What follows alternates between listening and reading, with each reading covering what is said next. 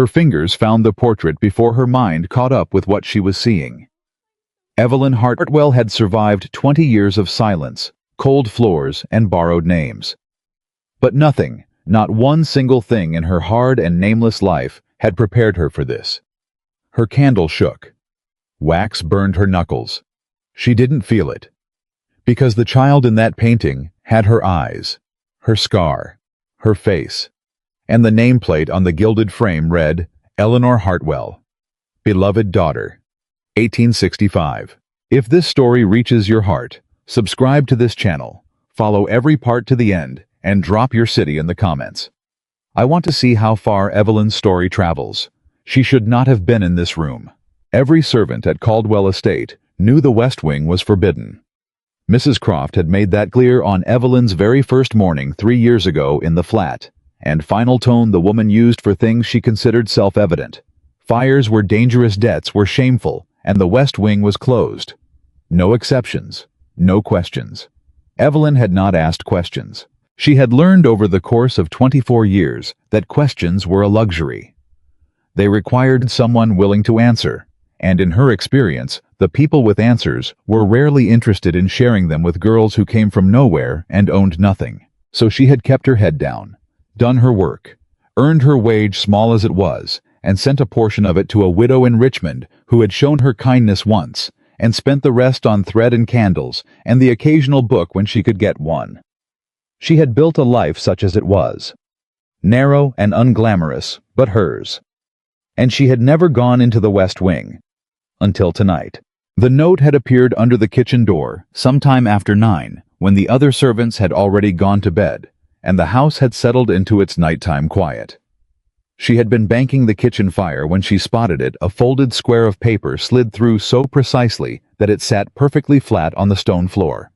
She had picked it up, read it twice. West Wing, fireplace room, tonight. No signature, no explanation. She should have thrown it into the fire.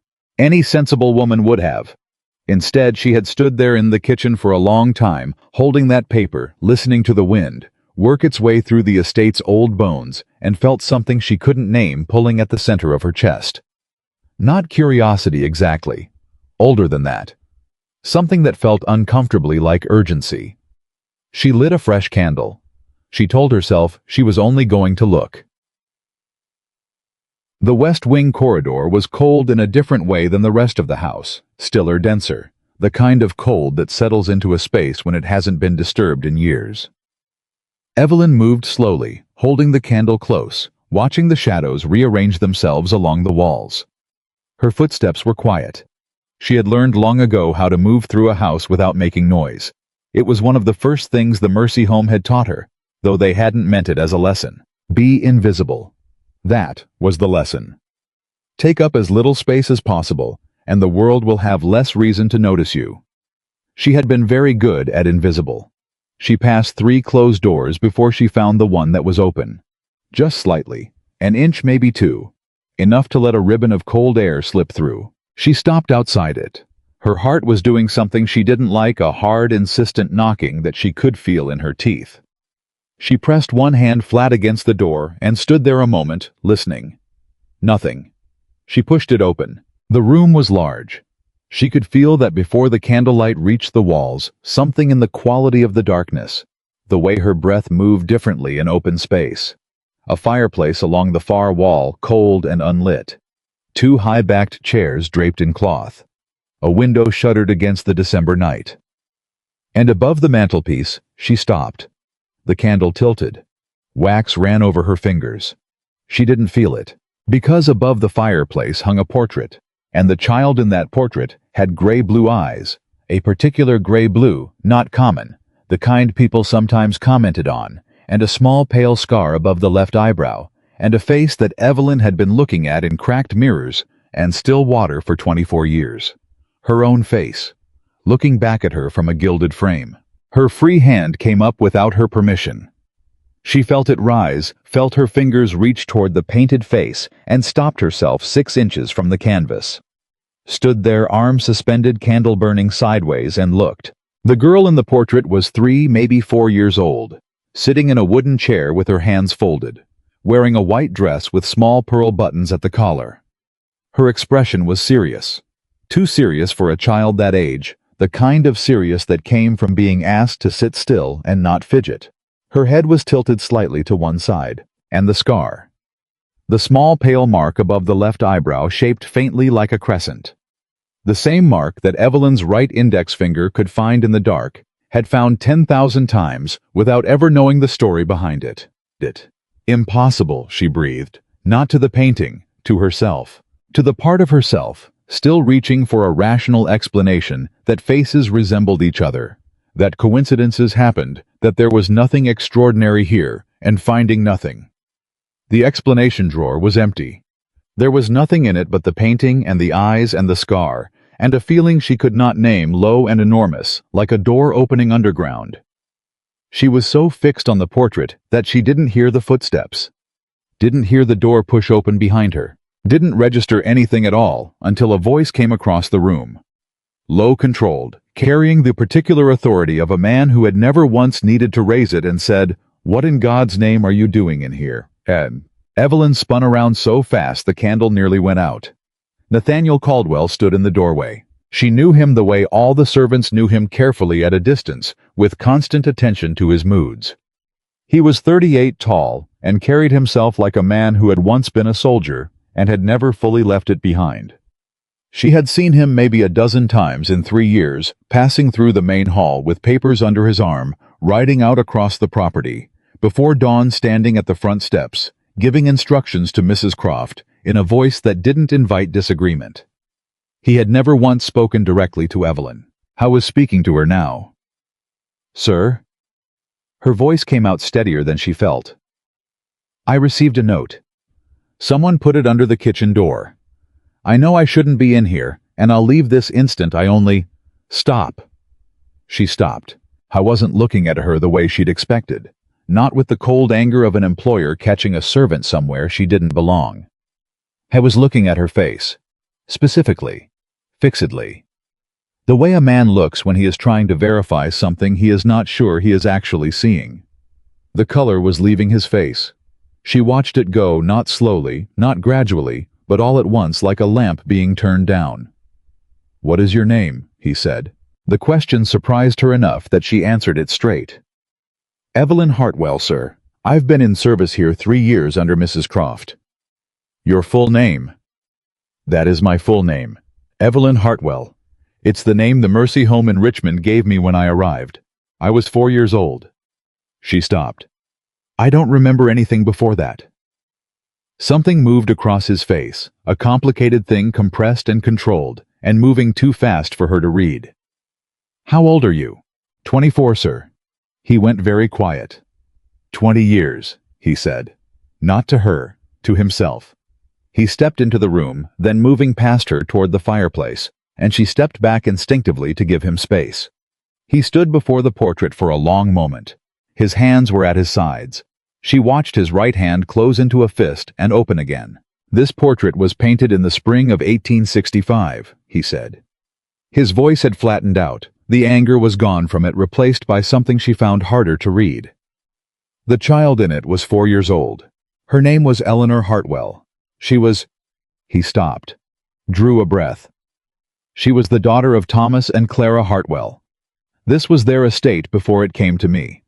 The Hartwells and the Caldwells were neighboring families for 3 generations. Evelyn said nothing.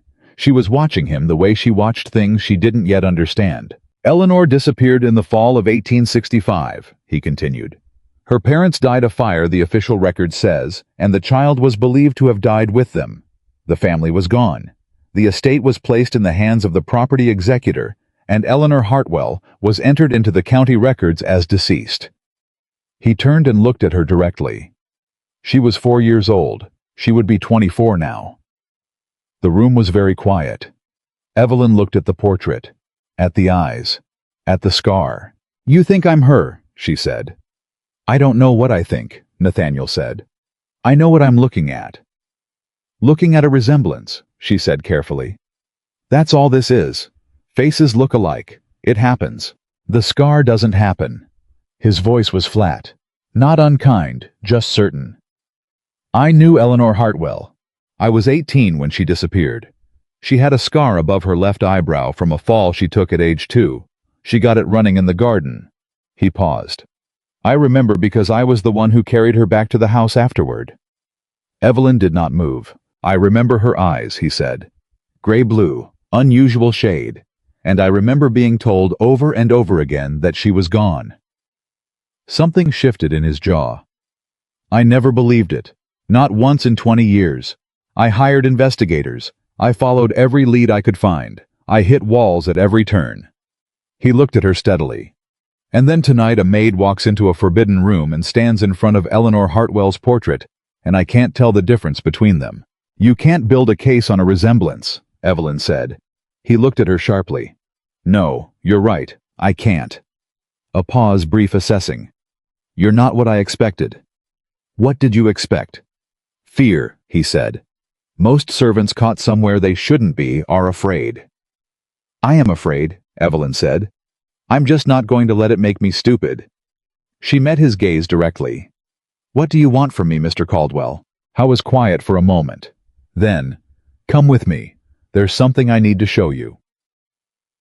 His study was the opposite of the West Wing lived in, dense with papers warm from a fire that had been burning for hours. She had never been inside it. The room smelled of ink and leather and the particular concentration of a man who worked hard and slept little. He gestured to one of the chairs across from the desk. She sat.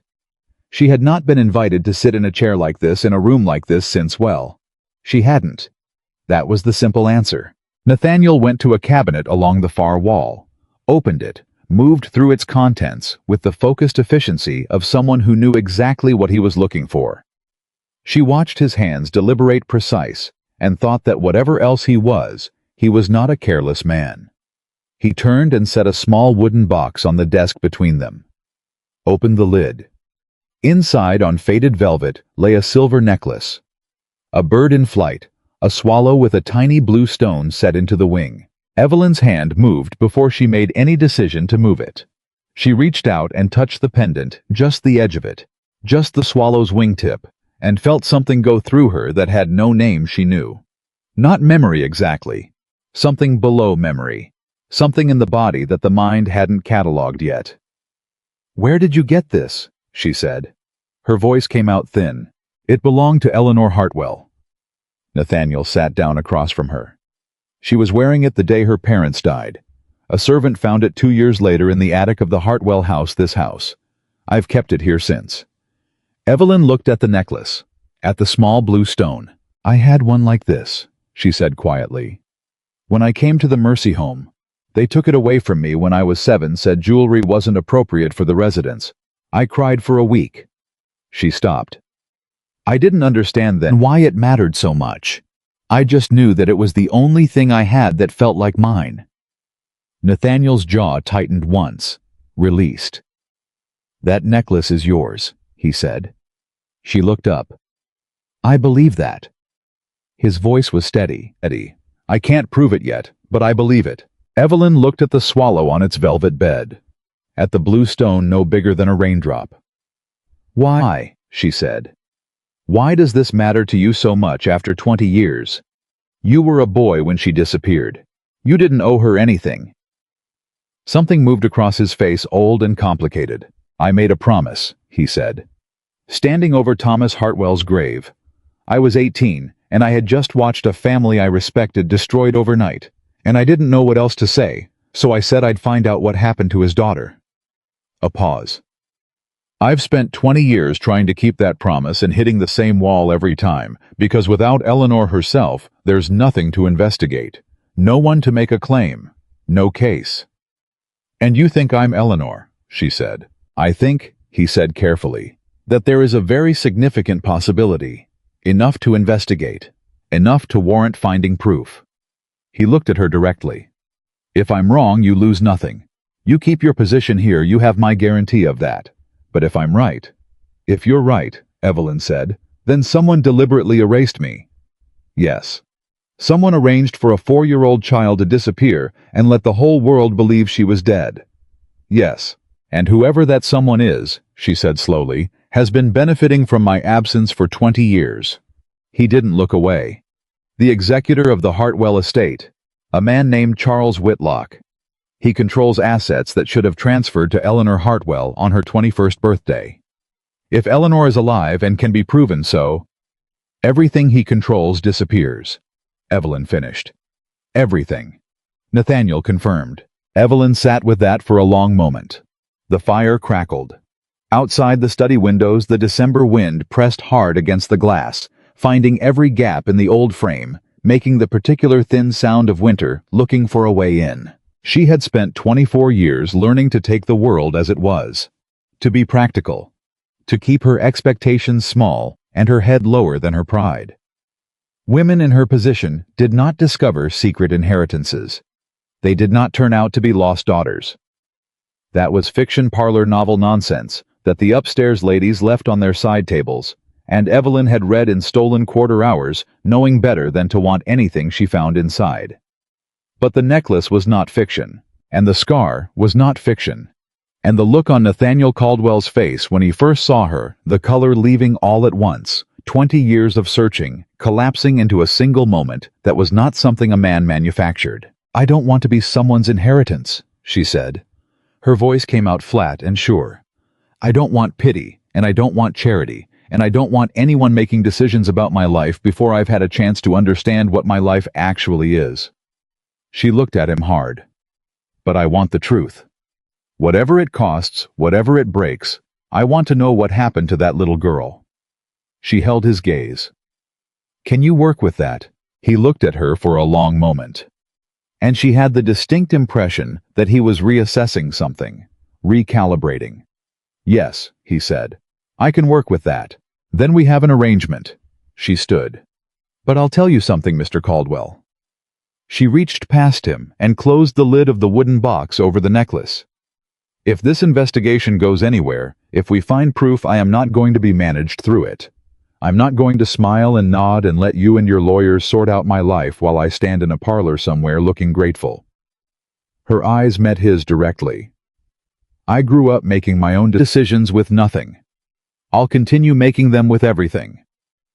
Are we clear?" Something shifted in Nathaniel Caldwell's face. She couldn't have said what, but it was different from anything she'd seen there before. "Clear," he said. She did not sleep that night.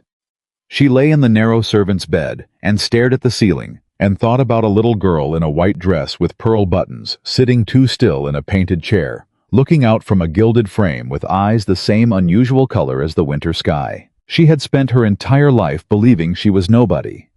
Not bitterly, she had given up bitterness around age 12 because it burned too much fuel and provided too little heat. She had accepted it. Had built herself on top of that existence, the way you built a house on difficult ground carefully, with good materials, reinforcing every corner against the weather. And now someone was suggesting the ground itself was wrong. She turned onto her side and pressed her face into the pillow and refused to cry because crying was for after you understood what you were crying about, and she didn't understand anything yet. But the necklace, the eyes, the scar. "Hold on," said a voice she almost remembered. "Hold on, hold on, hold on." She went back to work in the morning. That was what you did. You went back to work. The grates needed cleaning. The breakfast dishes needed carrying. And Mrs. Croft, still pale from her fever, but upright and managing, had a list that would fill Evelyn's day past sundown if she let it. She was hauling a coal scuttle through the back corridor when Nathaniel came around the corner. They both stopped. He looked at the scuttle, then at her. Something moved across his face that she didn't have a name for yet. "Miss Hartwell," he said. The formality landed strangely. Miss. Not girl, not her name said like an afterthought. Miss Hartwell, precise and deliberate. "Sir," she said, "I'm sending a letter to Richmond this morning. A contact who deals with historical records." He kept his voice low. The corridor had ears, and they both knew it. "I want to know what's in those intake records from the Mercy Home." "They told me the records were lost," she said. "A flood." "They told you what they were paid to tell you," he said quietly. "We'll find out how much is actually gone." She nodded once, reached for the scuttle. "Evelyn." She stilled. He said her name the way a man says something he has been carrying for a long time, without decoration. Just the word and the weight underneath it. This will not be simple, he said. There are people who have benefited from Elinor Hartwell being gone for 20 years. When we start pulling at this, and we will pull at it, those people will push back. Hard. She looked at him over her shoulder. Are you warning me off? I'm warning you to be careful. I've been careful my whole life, she said. Hasn't done me much good. She picked up the scuttle. Keep sending your letters, Mr. Caldwell. I'll still be here when the answers come back. She walked on down the corridor without looking back. But she heard him stand there for a moment before he moved. And that told her something, though she wasn't yet sure what. 4 days later, he called her back to the study. He was standing when she came in, papers spread across the desk, and the look on his face told her the news was neither simple nor small. Sit down, he said. She sat. The records from the Mercy home weren't lost in a flood. He looked at her steadily. They were removed, deliberately. Between 1866 and 1869, intake records for children admitted in the years 1864 through 1866 were taken from the filing room. My contact found the gap in the ledger. The entries stop mid-page and resume in a different hand. Someone paid to have them destroyed, Evelyn said. Or removed. We don't know yet which. He paused. But my contact found one document that was misfiled, put with the property donation records by someone who didn't understand what they were looking at. It survived because no one knew to look for it there. He turned a paper and slid it across the desk. She leaned forward and read it. A donation receipt. November 1865. A contribution from the estate of Thomas and Clara Hartwell, deceased, to the Mercy home in Richmond for the care of one child.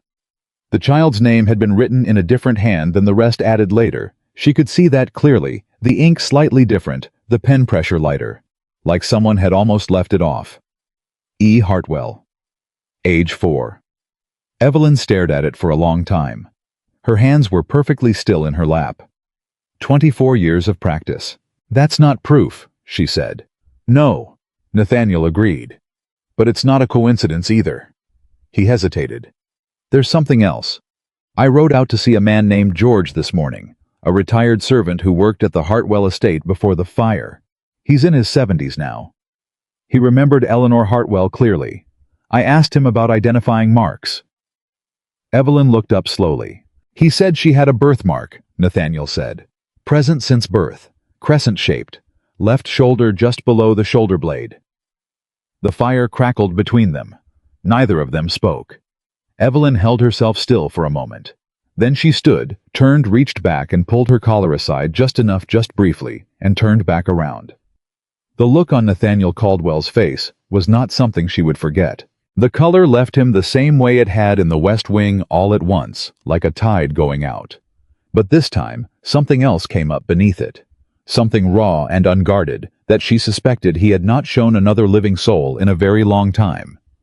It looked like a man who had kept a 20-year promise and just found out he had kept it right. It doesn't prove anything yet, she said. Her voice was steady. It cost her something to keep it steady, but she kept it. We need more. Documents, witnesses, something that holds up when Charles Whitlock's lawyers push back, and they will push back hard and fast the moment they hear Elinor Hartwell's name said aloud. I know, Nathaniel said. So we move carefully. She sat back down. No claims, no announcements. We build the case until it's airtight, and then we walk into whatever room we need to walk into, and we lay it down, and we let the truth do the work. He looked at her for a long moment. You've thought about this, he said. I thought about it all night, she said, while I was scrubbing your floors. Something moved across his face, not quite a smile, but the shadow of one. The first she'd seen from him. We'll need to find the original birth record, he said. And the fire investigation documents. I've never trusted the official report. And the estate's probate records from 1865. If Whitlock manipulated those, then there'll be traces, Evelyn said. There always are. Men who believe they've been clever leave traces. He looked at her again in that reassessing way. Where did you learn that? From watching, she said simply. 20 years in other people's houses. You learn to read the things people think they're hiding. Nathaniel was quiet for a moment, then quietly, I'm going to find the truth. Every piece of it. You have my word on that. She held his gaze. Then find it fast, she said. Because every day I spend in this house not knowing who I am is a day Charles Whitlock has to cover his tracks. Nathaniel looked at her across the desk, the papers between them, the necklace in its box in the cabinet behind him. 20 years of a promise and a portrait and a pair of gray-blue eyes that had never been anyone else's. So do I, he said. Every piece of it. She believed him, and that she thought walking back out through the study door and into the cold corridor and the ordinary machinery of her ordinary day was perhaps the most impossible thing yet. That in one night in a forbidden room with a candle burning sideways and wax running over her fingers, she had found the one man in Virginia willing to look the world in the eye and say, she was always here, and she always mattered, even before either of them could prove it. The letter came back from Richmond in 6 days. Nathaniel had expected to wait longer. He had expected the kind of careful hedging response that professionals sent when they weren't sure what they were dealing with, polite non-committal full of qualifications. Instead, what arrived on the 7th morning was 4 pages dense and urgent in the handwriting of a man who had clearly not slept well since receiving the original inquiry. Evelyn was carrying breakfast trays to the upstairs rooms when Mrs. Croft intercepted her in the hallway with a look on her face that meant trouble. Mr. Caldwell wants you, the housekeeper said. Her tone landed somewhere between suspicious and offended, the particular register of a woman who had managed a household for 15 years and did not appreciate exceptions to her established order. In the study, now. Evelyn set the tray down on the side table without comment and went. Nathaniel was standing at the window when she came in. He didn't turn around immediately, which she had already learned meant he was composing himself. She closed the door behind her and waited. The records weren't just removed, he said. He turned then and held up the letter. They were replaced. Someone went back into the Mercy Home filing room sometime around 1868 and substituted false records in place of the originals. Intake records for 4 children admitted in the fall of 1865 were rewritten entirely new names, new dates, new points of origin. He paused. One of those records describes a girl age 4, admitted in October 1865, origin listed as Charleston, South Carolina. Parents deceased. No living relatives. Name assigned by the home Evelyn Hartwell. She stood very still. Charleston, she said. You've never been to Charleston. I've never been south of Richmond. She looked at him. Someone wrote me a different life. Someone wrote you out of your real one, Nathaniel said, and then wrote a replacement over the top of it, detailed enough to hold up under casual examination, vague enough to prevent any real tracing. He set the letter on the desk. This was not opportunistic. This was planned. Carefully by someone who understood exactly what they were doing and had access to the right people to do it. Evelyn pulled out the chair across from the desk and sat down without being invited. He didn't comment on it. Whitlock, she said. The timing fits. He assumed control of the Hartwell Estate assets within 3 months of the fire. The record substitution happened within 3 years of that. He had motive money and connections. Nathaniel sat across from her. What I don't have yet is proof that ties him to it directly. The contact in Richmond can confirm the records were falsified. He cannot confirm who paid for it. Then we need someone who can. She looked at him steadily. You said you'd been investigating this for 20 years. You must have names. People who were close to the Hartwell estate before the fire, people who might have seen something or known something they didn't understand at the time. I have a list, he said. I've worked through most of it. Most of the people who were directly connected to the Hartwells in 1865 are either dead or gone from Virginia entirely. He paused. There are 2 I haven't been able to reach. A woman named Agnes Pruitt, who was the Hartwell children's nurse for 5 years before the fire, and a doctor, a man named Samuel Reeves, who was the family physician. I traced Agnes to a small town in Kentucky 3 years ago and the trail went cold. Reeves I haven't found at all. Then those are our next steps, Evelyn said. He looked at her, that assessing look again, the one she was starting to recognize. You're taking this very calmly. No, she said. I'm not. But falling apart won't find Agnes Pruitt. She stood up. Send letters. Use whatever contacts you have. And in the meantime, she moved toward the door, then stopped and turned back. Don't tell anyone what we're doing. Not Mrs. Croft, not your solicitor, nobody. If Whitlock has ears in this county, and a man who planned this carefully almost certainly does the moment he hears Eleanor Hartwell's name spoken aloud, we lose everything. Nathaniel looked at her for a moment. Agreed, he said. She left him to his letters and went back to hauling coal. That was the hardest part. Not the not knowing she had lived with not knowing her entire life and had developed a certain competency with it. The hardest part was walking through the ordinary motions of an ordinary day with this thing living inside her chest, this enormous and unverified fact, and showing none of it on her face. She beat rugs. She polished silver. She said yes, ma'am, to Mrs. Croft, and right away to the upstairs guests, and kept her hands moving and her expression smooth. And at night, she lay in the narrow bed and thought about a woman named Agnes Pruitt, who had cared for the Hartwell children for 5 years and then disappeared into Kentucky. She thought, did you know what happened? Did you know and run? Or did you run because you knew too much and someone wanted you gone? She thought, are you still alive? She thought, if you are, can you still be found? She fell asleep thinking about it, and woke up thinking about it, and carried it with her through every room in the house, like a coal scuttle she couldn't set down. 6 days after the letter from Richmond, something happened that she had not anticipated. Charles Whitlock arrived at Caldwell Estate. She was in the upstairs hall when she heard his voice in the entrance below, a voice that carried deep and precise the voice of a man who had spent decades in rooms where his opinion was the final one. She moved to the top of the stairs, not close enough to be seen, and looked down. How was 60, maybe 62. Solidly built. Well-dressed in the way that meant money that didn't need to announce itself. Fine fabric, quiet tailoring, nothing showy. His face was the kind of face that had probably been handsome once and had settled into something more useful. Authoritative, controlled, the kind of face that juries believed and rivals deferred to. Nathaniel stood opposite him in the entrance hall with his hands clasped behind his back, and she could see from the set of his shoulders that he had not been expecting this visit. Charles, he said, I didn't know you were coming to this part of the county. Business, Whitlock said pleasantly. He was looking around the entrance hall with the casual proprietary air of a man reviewing property he feels he has a stake in.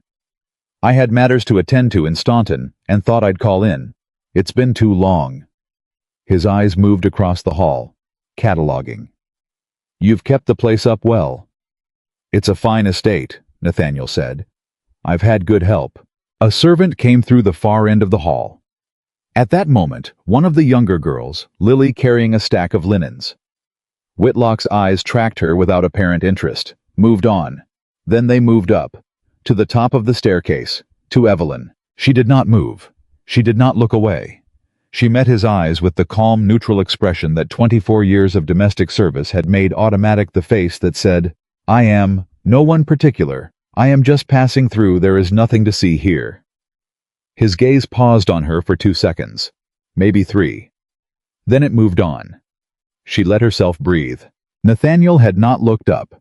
He was guiding Whitlock toward the sitting room, saying something about the roads from Staunton, and the two men moved out of her line of sight, and Evelyn stood at the top of the stairs for a moment longer, with her heart doing the hard, fast knocking in her chest that she was beginning to recognize as the feeling of something mattering in a way she hadn't prepared for.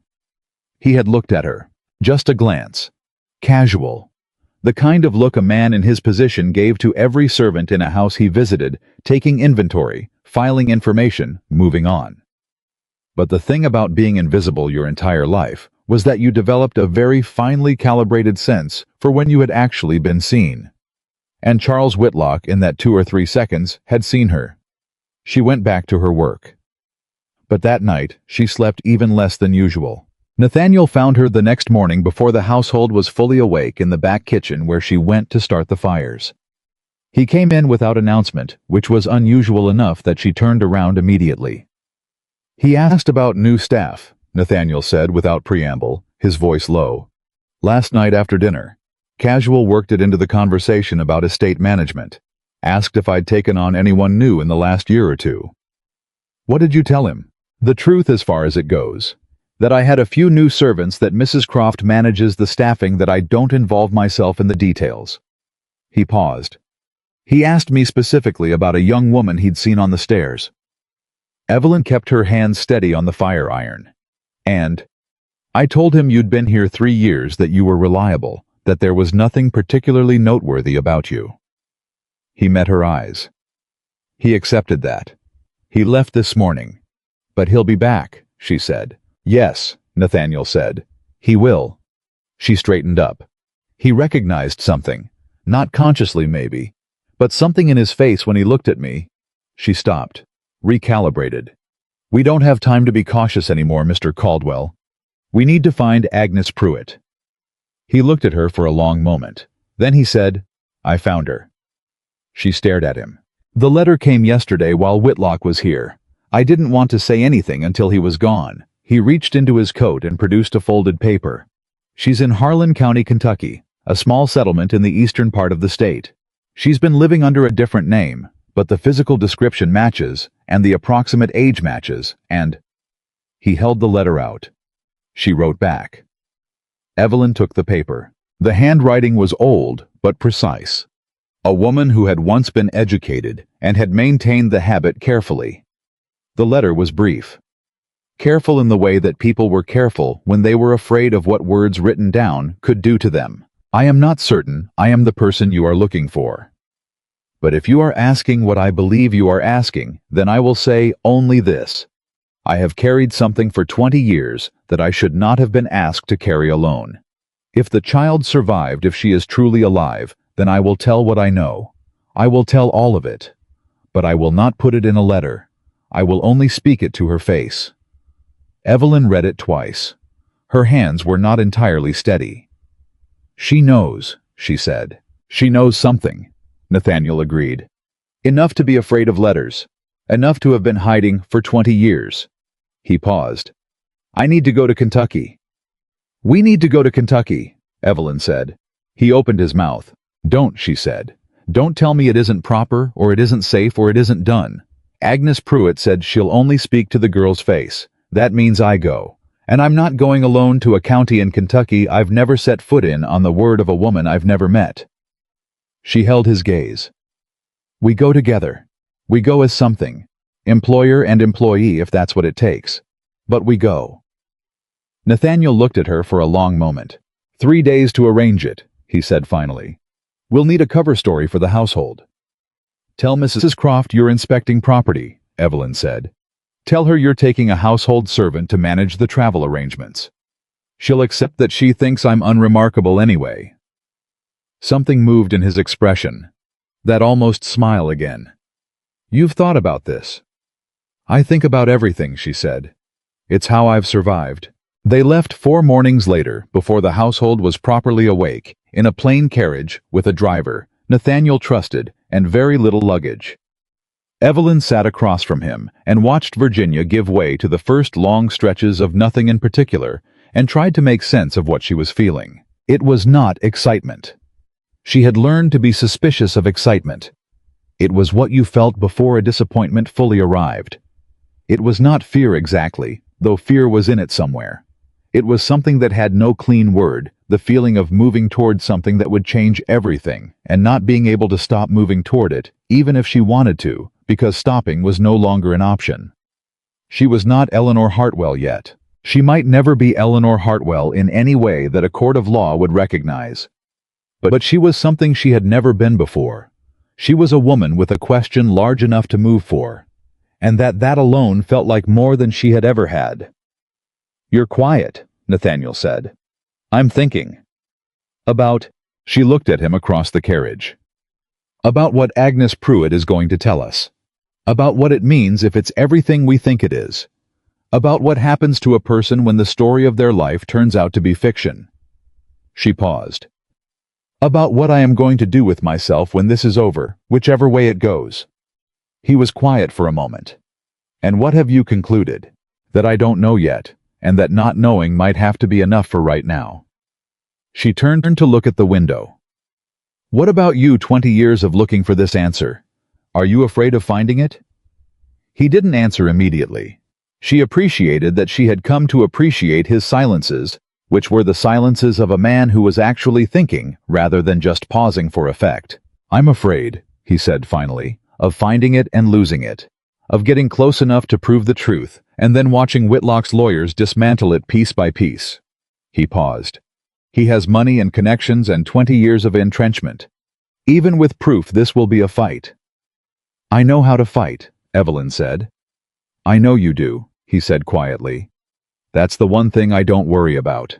They rode in silence for a while after that, the carriage moving through the thin winter light, and Evelyn thought about what it meant for a man to say that to a woman he had known for less than 2 weeks.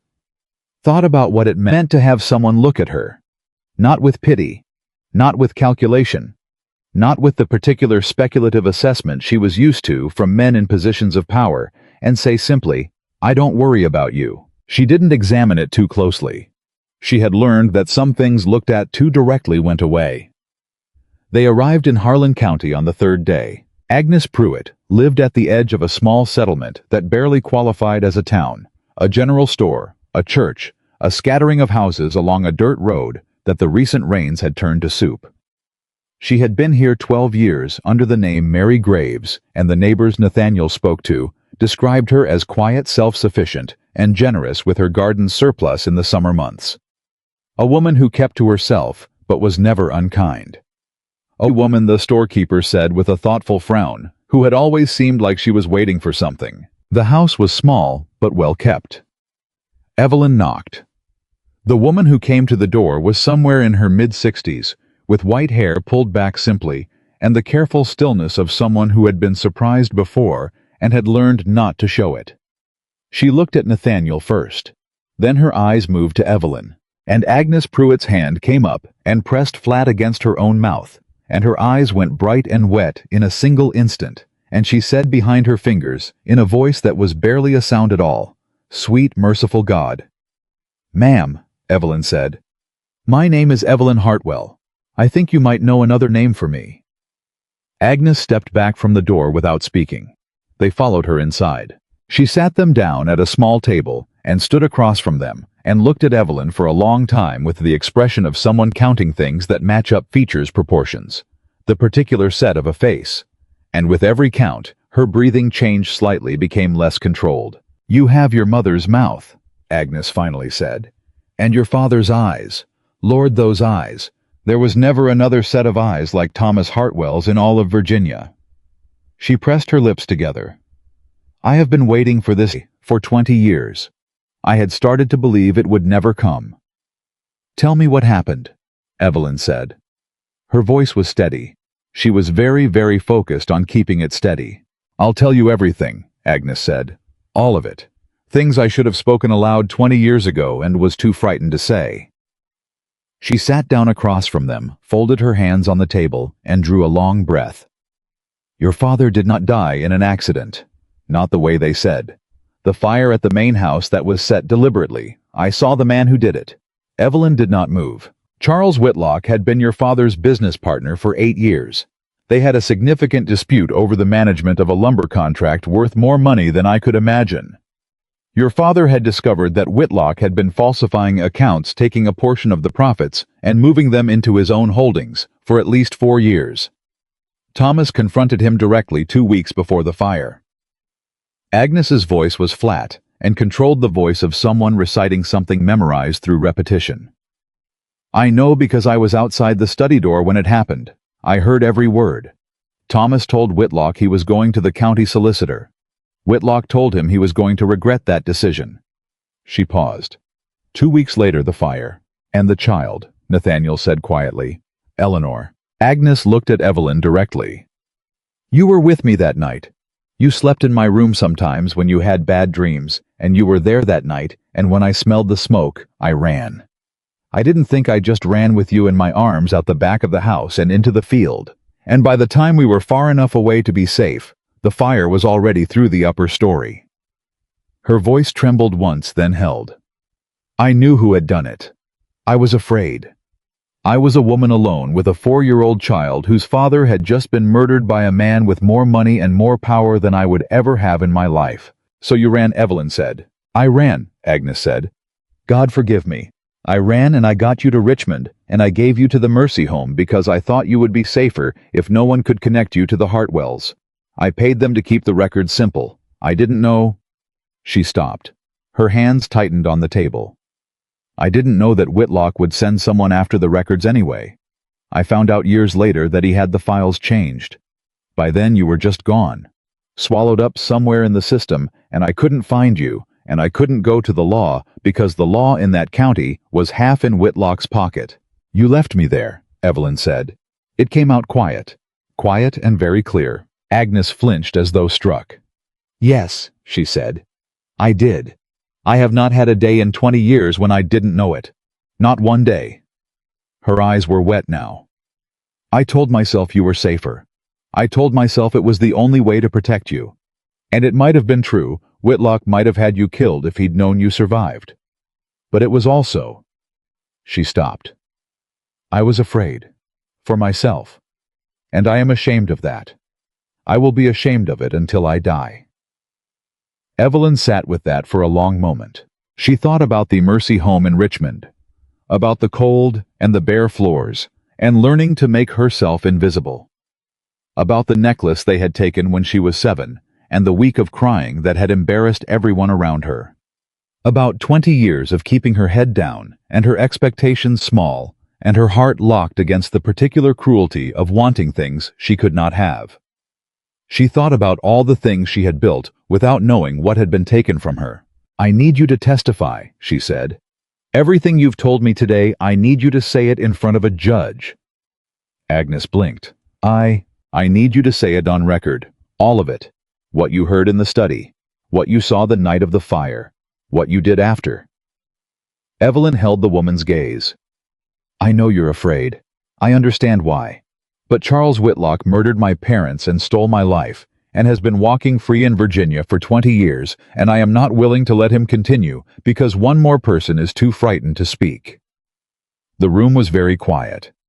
Agnes Pruitt looked at her for a long time. You sound like your father, she said finally, and her voice cracked on the last word.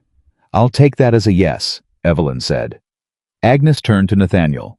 Is she safe if I come back to Virginia if I testify? Can you keep her safe? I can try, Nathaniel said. I can promise you everything in my power and tell you honestly it might not be enough because Whitlock is formidable and this will get ugly before it gets clean. But I can promise you this. He paused. She is not doing this alone. She has never been doing this alone, not since the night she walked into the West Wing and found that portrait. Agnes looked at him for a moment. Then she looked at Evelyn. All right, she said. I'll come. The ride back to Virginia was quieter than the ride out. They were both tired in a way that went deeper than travel. The kind of tired that came from a day when too many true things had been said all at once. Somewhere past the state line. Evelyn said, I keep thinking about what she said, that I was with her in her room because I had bad dreams. Nathaniel looked at her. I still have them, she said. The same dream, running, being carried. Someone's voice saying, hold on over and over. She looked at her hands. I thought it was just something my mind had made up. A child's brain filling in what it didn't have. She was quiet for a moment. It wasn't made up. He didn't say anything for a moment. Then carefully, no, it wasn't. My parents are real, she said. They existed. They loved me enough that a woman who wasn't even family ran out of a burning house in the middle of the night with me in her arms. She stopped. I've spent my whole life believing I came from nothing, that there was no before, that I was just assembled from necessity and circumstance, no origins, no story. She looked at him. I had a story. Someone just stole it. We're going to get it back, he said. I know, she said.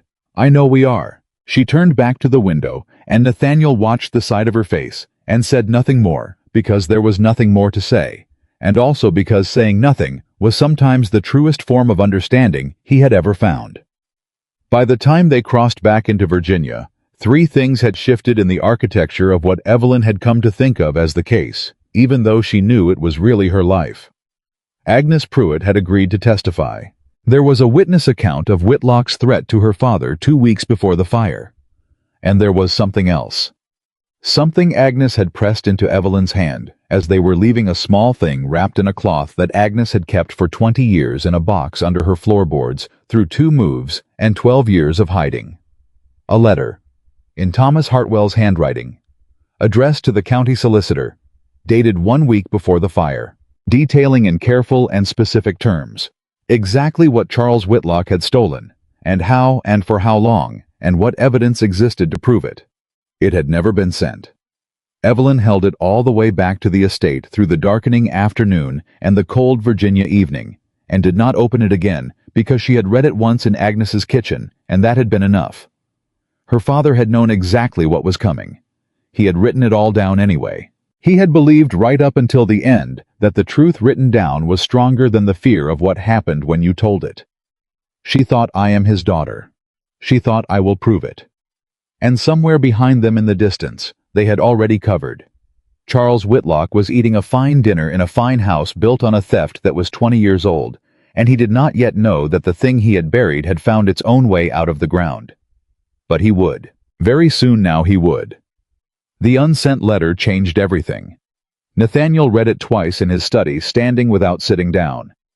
Evelyn sat across the desk and watched his face move through things she had learned to recognize: the controlled tightening around the jaw that meant he was containing something large, the particular stillness in his hands that meant he was thinking fast and hard and didn't want it visible. When he finished the second reading, he set the letter down very carefully, the way you set down something fragile, and looked at her. He named the accounts, Nathaniel said. Specific account numbers, specific amounts, specific dates going back 4 years before the fire. He paused. This letter is not circumstantial. This is a primary document describing a financial crime in enough detail that a competent solicitor could use it to build a criminal case, not just a civil one. My father was thorough, Evelyn said. Your father was brilliant, Nathaniel said, and the word father landed between them without either of them acknowledging it, which was the only way either of them could handle it at that particular moment. Evelyn looked at the letter on the desk. At the handwriting she had studied on the ride home until she had memorized the shape of every letter. The firm downstrokes, the slightly cramped spacing of a man who thought faster than his hand could move. She had never seen her father's handwriting before. She had not known until 48 hours ago that she had a father worth knowing anything about. We need to move quickly, she said. If Whitlock finds out we went to Kentucky, he already knows. She looked up sharply. Nathaniel's expression was flat. I had a message waiting when we arrived back last night, from a man I trust who keeps an ear to the ground in the county solicitor's office. Whitlock made inquiries 2 days ago, asking whether anyone had been making records requests related to the Hartwell estate from before 1870. He paused. He's watching. He's been watching probably since he came here and saw you on the stairs. Evelyn felt something cold move through her that had nothing to do with the December air. He knows I'm here. He suspects something. He doesn't know what. Nathaniel stood and moved around the desk. Which means we have a window, though not a large one, before he decides suspicion is enough to act on. Act on how? She said. What can he do? He can make you disappear again, Nathaniel said quietly. He's done it before. He knows how. The room was very still. Evelyn held that thought for exactly 3 seconds. Held it, looked at it squarely, and put it somewhere it couldn't paralyze her. She had learned that particular skill in the Mercy home at age 9, when a girl 2 beds down from her had disappeared one morning with no explanation given, and Evelyn had understood for the first time that the world was not going to protect her. She had decided then at 9 years old to protect herself. She was 24 now, and she was better at it. Then we don't give him the window, she said. How long does it take to file a legal claim? For identity and inheritance, Nathaniel said. With proper documentation, a witness prepared to testify, and a primary document of this quality. He gestured at the letter. A solicitor could file within the week. The hearing would be scheduled within 30 days. Get the solicitor, she said. Evelyn. Get him today, she said. This morning if you can. Because every hour we wait is an hour Whitlock has to find out what we know and do something about it. He looked at her for a moment. Then he went for his coat. She stopped him at the door. Nathaniel. He turned. She didn't use his given name often. She had been careful about that, conscious of the distance that needed to exist between them, for all of this to remain clean and clear and unentangled. But this moment needed it.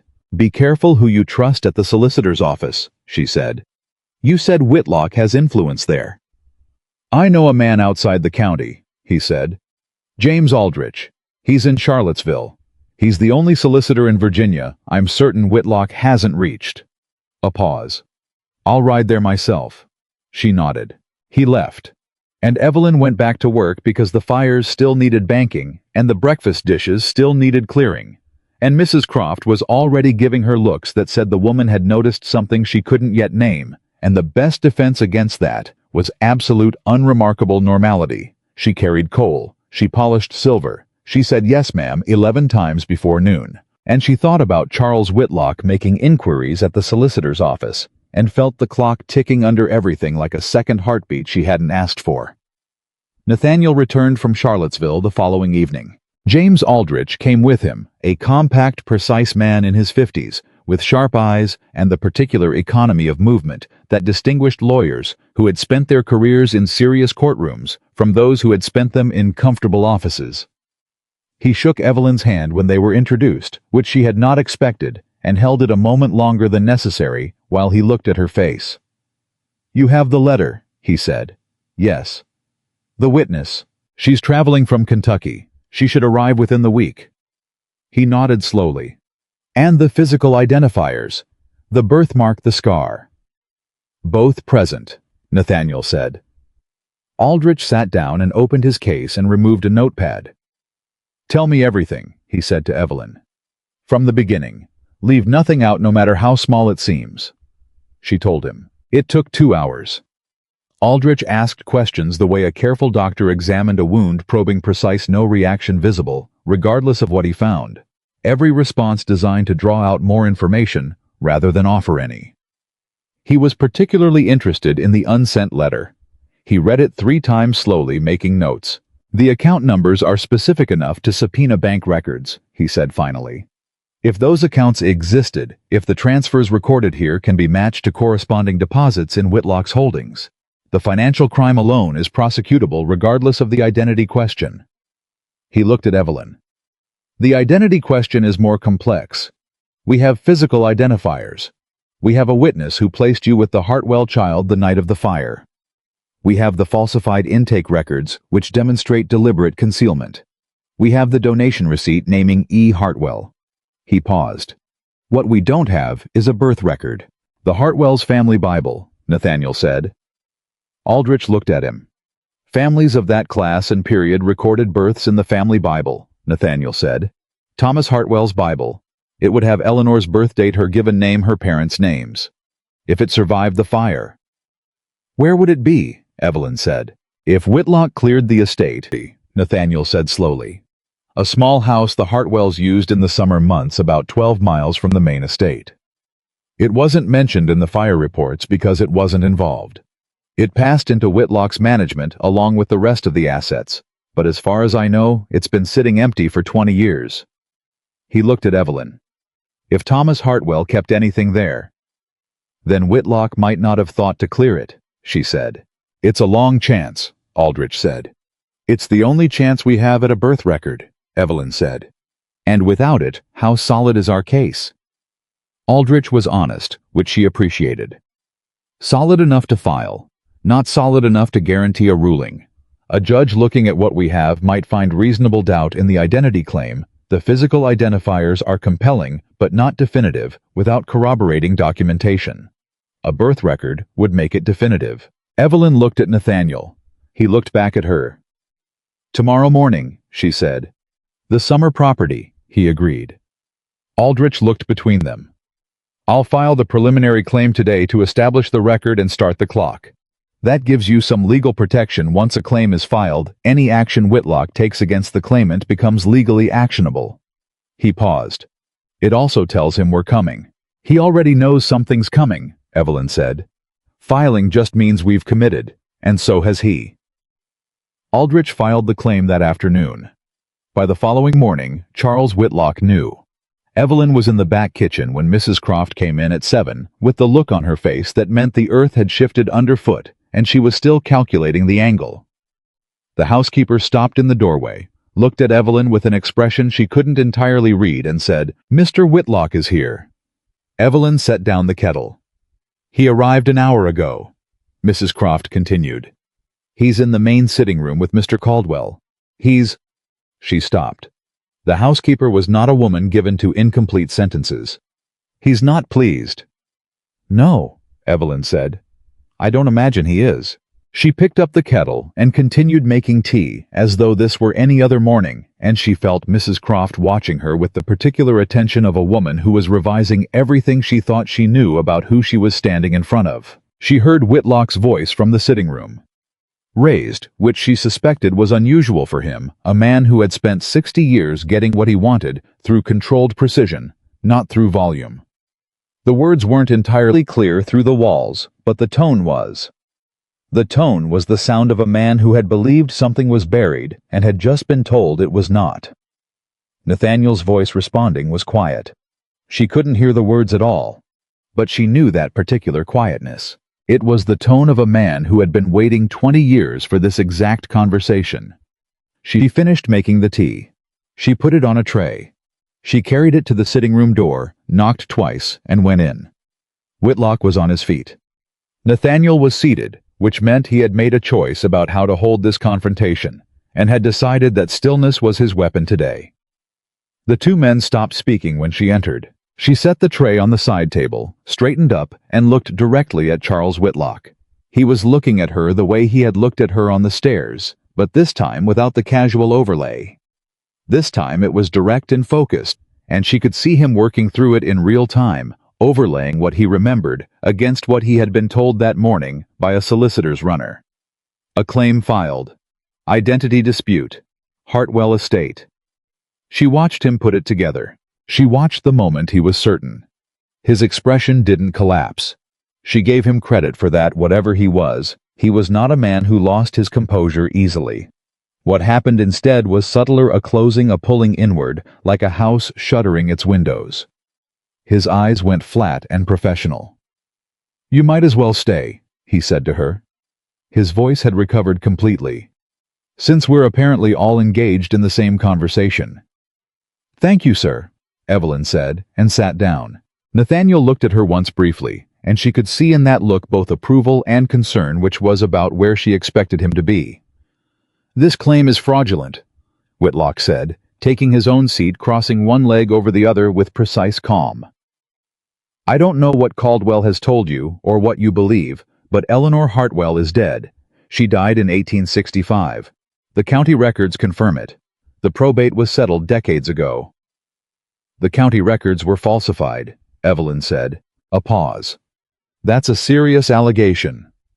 "Yes," she said. "It is." "Based on what evidence?" "Based on intake records at the Richmond Mercy Home that were deliberately altered sometime between 1866 and 1869, she said. "Based on a donation receipt from the Hartwell Estate naming a child as E. Hartwell, age 4, admitted in the fall of 1865. Based on a witness who was present the night of the fire and can testify to what she saw." She held his gaze steadily. "And based on a letter written by Thomas Hartwell 1 week before his death, naming you, specifically describing in precise financial detail 4 years of fraud and explaining exactly why he intended to go to the authorities." Something happened in Whitlock's face. It was small and very fast there and gone in less than a second, but she had spent 24 years learning to read the things people thought they were hiding, and she caught it. He had not known about the letter. He had not known the letter existed. For just that one fraction of a second, Charles Whitlock was afraid. Then it was gone, and the professional composure was back, smooth as water closing over a stone. "Thomas Hartwell made many allegations in the months before his death," Whitlock said. "He was under considerable financial stress. His judgment was impaired." A pause. Any document purported to be from that period would require rigorous authentication. "We're aware," Nathaniel said. It was the first thing he'd said since Evelyn sat down. "Our solicitor is managing that." "Your solicitor?" Whitlock looked at Nathaniel with the steady gaze of a man reminding another man of the distance between their respective positions. "You're putting a great deal at stake, Caldwell, on behalf of a servant girl with a resemblance to a dead child." "I'm putting nothing at stake. I'm not willing to lose," Nathaniel said. "Which has always been the difference between us, Charles." The room was very quiet for a moment. Whitlock stood. He adjusted his coat. He picked up his hat. He was the picture of a man concluding a business call on his own terms, which was exactly the performance he intended, and they all knew it. At the door he stopped and looked at Evelyn. One long, direct look. The kind that was meant to remind her of the distance between them, what he was, what she was, what 24 years of servitude looked like from the outside looking down. "You should be very careful," he said to her quietly, "about what you claim to be." "You should be very careful," she said just as quietly, "about what you've done." He left. The sound of the front door closing behind him landed in the sitting room like a period at the end of a very long sentence. Nathaniel released a breath slowly. "He'll move fast now." "I know," Evelyn said. "So will we." They rode out to the summer property the next morning before full light, just the two of them. Evelyn in a riding habit borrowed from a hook in the back hall, and Nathaniel on the gray mare he trusted over long distances. The property was 12 miles east, and they made it in under 2 hours, riding hard, saying very little. The house had been empty for 20 years and looked it, but it was structurally intact, which was more than she had let herself hope for on the ride out. She got down from the horse before Nathaniel and went straight to the front door. Unlocked. The lock had rusted open years ago. She went through the house quickly and systematically. She had learned in 24 years of domestic work exactly how houses were organized, where people kept things they considered important, which rooms held what a family valued versus what they merely used. She moved through the main floor and went directly to what had been the study. A man like Thomas Hartwell, careful and thorough and intelligent, would have kept his most important things in his study. The desk was there. Empty. Whitlock's people had cleared the desk years ago. She could see the clean rectangles in the dust where papers had been stacked. But the bookshelf. She went to the bookshelf, ran her fingers along the spines, old volumes, dusty, the kind of books that filled shelves in educated households and rarely moved. And there on the second shelf from the bottom, between a volume of agricultural records and what appeared to be a surveying manual, a large old book with a dark cover. She pulled it out. Her hands were not entirely steady. It was the Bible. She opened it to the first pages, the record pages, the ones families used for what mattered, births, marriages, deaths, the small official ceremonies of a life lived in community with others. Thomas Hartwell. Clara Whitmore Hartwell. Married June 1859. Eleanor Grace Hartwell. Born March 4, 1861. She stood there with the Bible open in her hands and read the entry 3 times. Eleanor Grace Hartwell. Born March 4, 1861. She heard Nathaniel come into the room behind her. She turned and held the Bible out without speaking because there were no words adequate to the moment, and she had learned not to reach for them when they weren't there. He read the entry. He looked at her. Something moved across his face that she had seen only once before in the moment she had shown him the birthmark, that raw and unguarded thing. The relief of a man who had kept a promise for 20 years and was only now finally being allowed to put it down. March 4th, 1861, he said. That's my birthday, she said. The date the Mercy Home assigned me. They told me they'd estimated it from my size. Her voice was very even. They didn't estimate it. It was in the intake record, the real one before it was altered. He looked at her for a long moment. Evelyn, he said, and then stopped because there was too much in it. Her name, her real name, the one she had worn for 20 years without knowing it was borrowed, and underneath it, the other name that was beginning slowly and irrevocably to become real. I know, she said. She closed the Bible carefully. She held it against her chest with both arms, the way you held something you were afraid to put down. They were halfway back to the estate when the rider found them. He came fast from the direction of Caldwell Estate, pushing his horse harder than the road warranted, and Evelyn felt the back of her neck go cold before he was close enough to hear. Fast riders with urgent faces never carried good news in her experience. He pulled up alongside them, breathing hard. "Mr. Caldwell, there's a problem. The woman from Kentucky, Mrs. Pruitt, she arrived this morning like expected." He stopped, looked at Evelyn, looked back at Nathaniel. "Someone got to her before she could get to the house." Evelyn's hands tightened on the Bible. "Is she alive?" "Yes, ma'am. She's shaken up bad, but she's alive." "A man approached her on the road well-dressed," she said, "and polite the way that means threatening. Told her that old women who told old stories sometimes found their final years very uncomfortable. Told her to go back to Kentucky and forget everything she'd come to say." "What did she do?" Nathaniel said. "She came to the house anyway," the writer said. "She's sitting in the kitchen right now drinking Mrs. Croft's tea, and she said to tell you." He looked at Evelyn.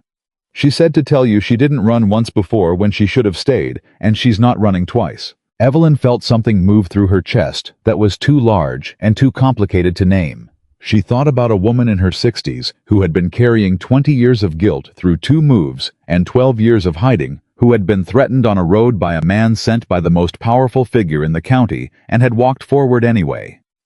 She thought, "She stayed this time." She thought, "So will I." "Ride back," she told the rider. "Tell her I'm coming." She urged her horse forward before Nathaniel could speak, and she heard him fall in behind her without hesitation, and they rode hard and fast back toward the estate, with the Bible held against her chest and the clock ticking louder than ever under everything. Agnes was in the kitchen. She looked older than she had in Kentucky the trip, and the fright had taken something from her, hollowed her slightly around the eyes, but she sat upright, and her hands were steady around the teacup, and when Evelyn came through the door, she looked up and her chin went firm in the way of a woman who has made a decision and intends to hold it. "I heard you found the Bible," Agnes said.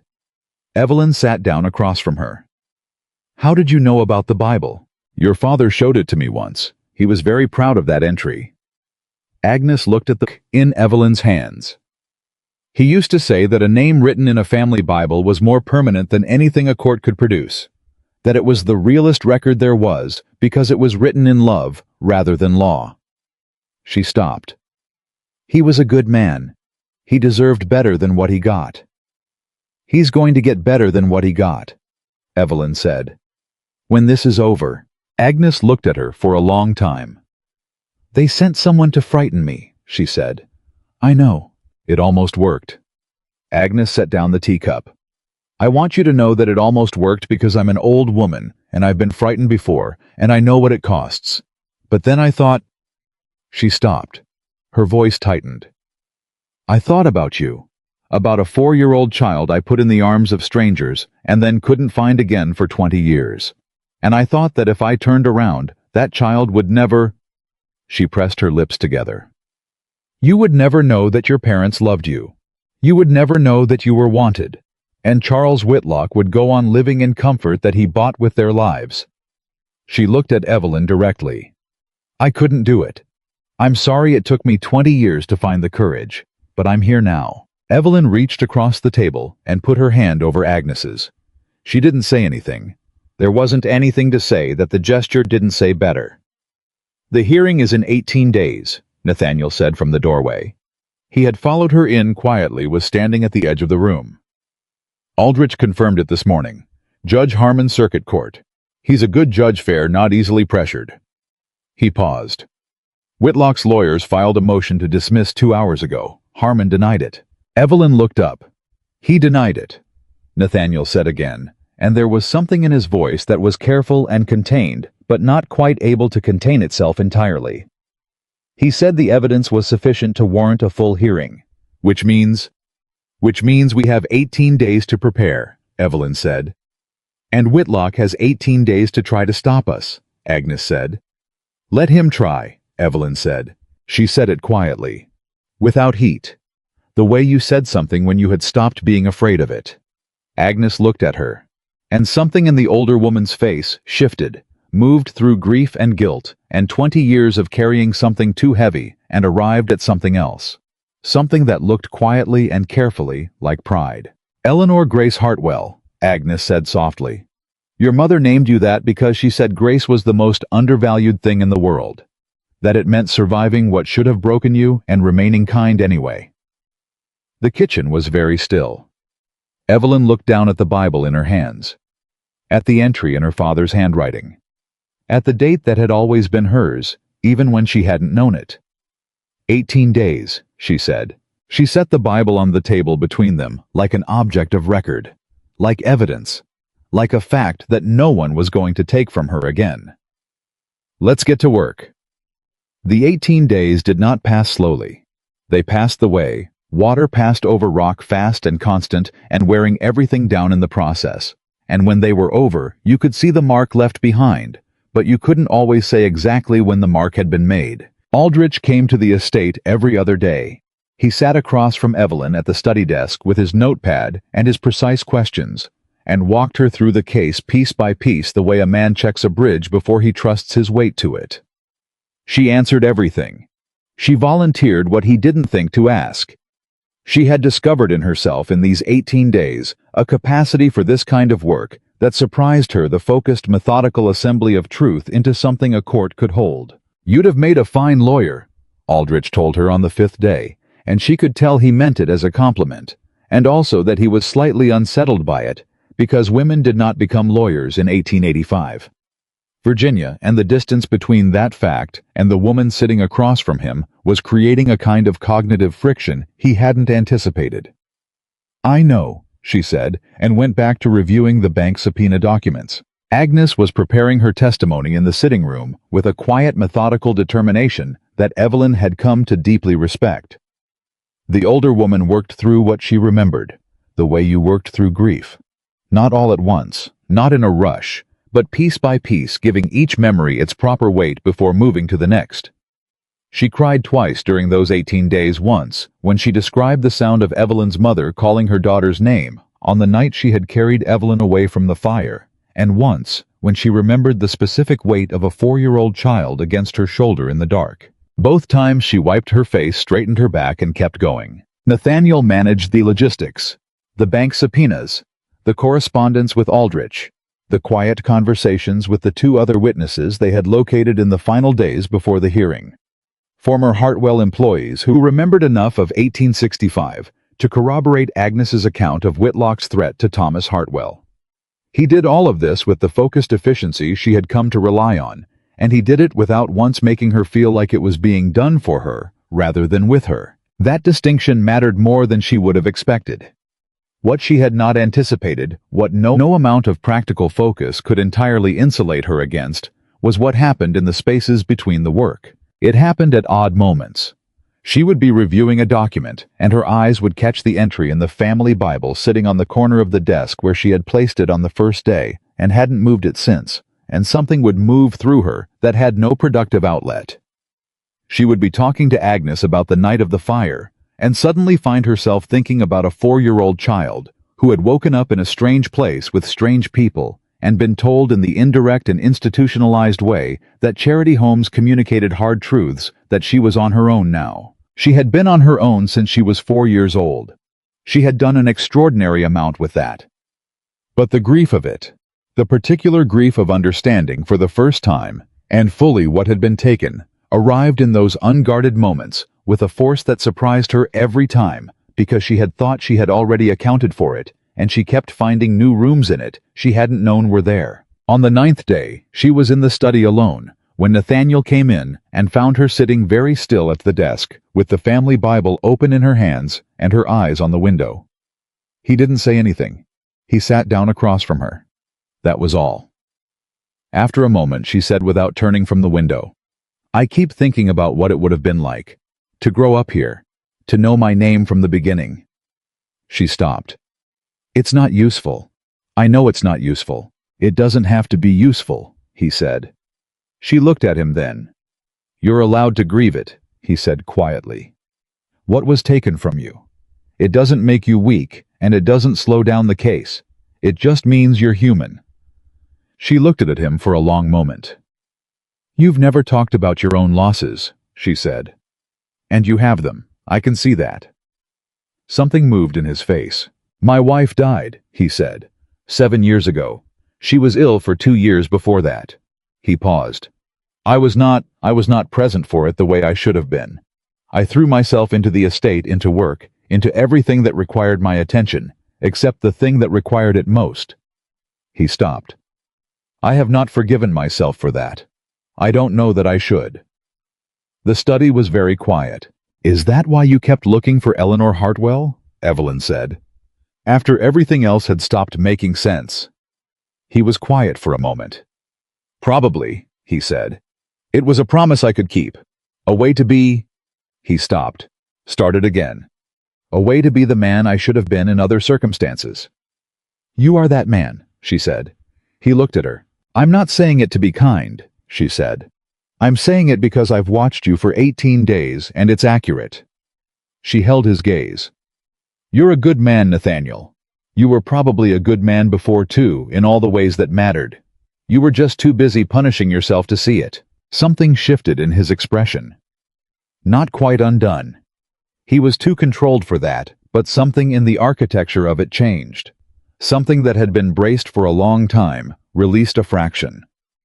"You're quite something, Evelyn Hartwell," he said quietly. "Eleanor Grace Hartwell," she said. "I'm practicing." And for the first time in all the weeks she had known him, Nathaniel Caldwell smiled, fully, without reservation. It changed his face entirely. She looked away before she stayed looking too long. On the 12th day, Whitlock made his move. She had known it was coming, had known since the day he'd walked out of the sitting room that he would not wait for a courtroom to try to end this. Men like Whitlock did not trust courts when they could act before the court convened. He had reached for her once already through the man he had sent to intercept Agnes on the road. She had expected a second reach. What she hadn't expected was the form it took. She was crossing the main hall after dinner when Mrs. Croft intercepted her with a sealed letter and an expression so carefully neutral it communicated everything. "This came for you," the housekeeper said, "by private messenger." Evelyn took it, opened it in her room. The letter was from a man she didn't know, a lawyer whose name she didn't recognize, with an office address in Richmond. It was polite and precise and deeply threatening in the way that legal language could be threatening, while never using a word that would hold up as evidence of threatening. It informed her that Charles Whitlock was prepared to pursue criminal charges against her for fraud, forgery, and conspiracy to defraud the estate. It informed her that the individuals assisting her in this claim, specifically named, were Nathaniel Caldwell and James Aldrich, were also under investigation. It informed her that in light of the serious legal jeopardy she now faced, Mr. Whitlock was prepared to offer a settlement. She would withdraw the claim, leave Virginia within 30 days, and receive a sum of $500 in exchange for signing a document confirming that she was not Eleanor Hartwell and had no claim to the Hartwell estate. $500. She sat with the letter for a long time. $500 was more money than she had ever seen in one place in her life. $500 was almost 2 years of wages. $500 was the kind of number that a woman in her position was supposed to look at and feel the ground shift under her, feel the size of it and the size of the alternative, and decide that the warm known quantity was better than the cold uncertain fight. She thought about it for exactly as long as it took her to fold the letter, put it in her pocket, and go find Nathaniel. She handed him the letter without comment. He read it. His jaw tightened. "He's bluffing," he said. "There's no basis for criminal charges and he knows it. This is—" "I know what it is," she said. "I came to tell you I'm not taking it. I came to tell you to make sure Aldrich knows it's coming in case Whitlock actually files something before the hearing." She paused. "I also came to make sure you know whatever he implies about your legal exposure. Whatever pressure he puts on you in the next 6 days, I will not hold it against you if you step back. This is my fight, not yours." He looked at her. "Evelyn, I mean it. I've handled things alone before. I can—" "Evelyn." His voice was quiet and very certain. "Stop." She stopped. "I have been waiting 20 years for this fight," he said. There is nothing Charles Whitlock can threaten me with that will make me step back from it. Not one thing." He folded the letter and held it out to her. "Keep this. Aldrich will want to see it. It demonstrates intimidation of a claimant, which is its own legal problem for Whitlock." He paused. "And the next time you suggest I might want to step back, I'm going to find it considerably less admirable than I find it right now." She took the letter. "All right," she said. "Good." She turned to go. "Evelyn." He said her name the same way he had said it that morning in the back kitchen. What felt like a lifetime ago with the weight of something underneath it, he wasn't entirely naming. "For what it's worth. What you said the other night. About being the man I should have been." He stopped. "It's worth something. More than I know how to say properly." She looked at him over her shoulder. "Then don't say it properly," she said. "Just show up on the day. That's all I need." He showed up on the day. The circuit court in the county seat was a 2-story building that smelled of wood polish and old paper, and the particular mustiness of rooms where important things had been decided for a long time. Evelyn walked in through the front door in the dress Agnes had insisted on, a proper dress borrowed, an altered dark blue wool, simple and good, with the family Bible under her arm, and Aldrich at her left, and Nathaniel one step behind her right shoulder, and she did not look at the people watching her from the gallery benches, because she did not need to know how many of them were there for Whitlock. She knew there were many. Charles Whitlock was already seated at the opposing table. He had 3 lawyers. His suit was impeccable. He looked at her when she came in with the professional composure fully restored, not a trace of the fear she had seen for one fraction of a second in the sitting room. He had had 6 days to bury it, and he had buried it well. She looked back at him steadily and sat down.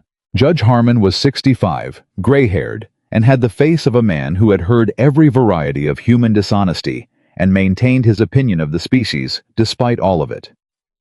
He opened the proceedings without preamble and ran his courtroom the way a careful man ran anything with absolute clarity about what he would and would not permit. Whitlock's lawyers opened with the motion to dismiss, which Harmon had already denied once and denied again now with 2 sentences and a look that suggested he found the repetition tiresome. Aldrich presented this case methodically. The falsified intake records, the donation receipt, the physical identifiers, the birthmark confirmed in writing by the retired servant George, whose affidavit Aldrich read into the record in its entirety. The letter from Thomas Hartwell, authenticated by a documents examiner Aldrich had retained from Richmond. The family Bible entered into evidence, the entry read aloud by the court clerk in a voice that carried to every corner of the room. Eleanor Grace Hartwell, born March 4, 1861. Evelyn watched the gallery, watched the people in it shift and lean toward each other and recalculate. Then Aldrich called Agnes Pruitt. Agnes walked to the front of the courtroom with the deliberate steadiness of a woman who had made a decision and was not going to let her body betray it. She sat down, folded her hands, and told the truth. All of it. What she had heard through the study door. The exact words of Whitlock's threat. The night of the fire, the child in her arms, the running, the dark, the heat behind them. Richmond. The Mercy home. The decision she had made and had spent 20 years wishing she could remake.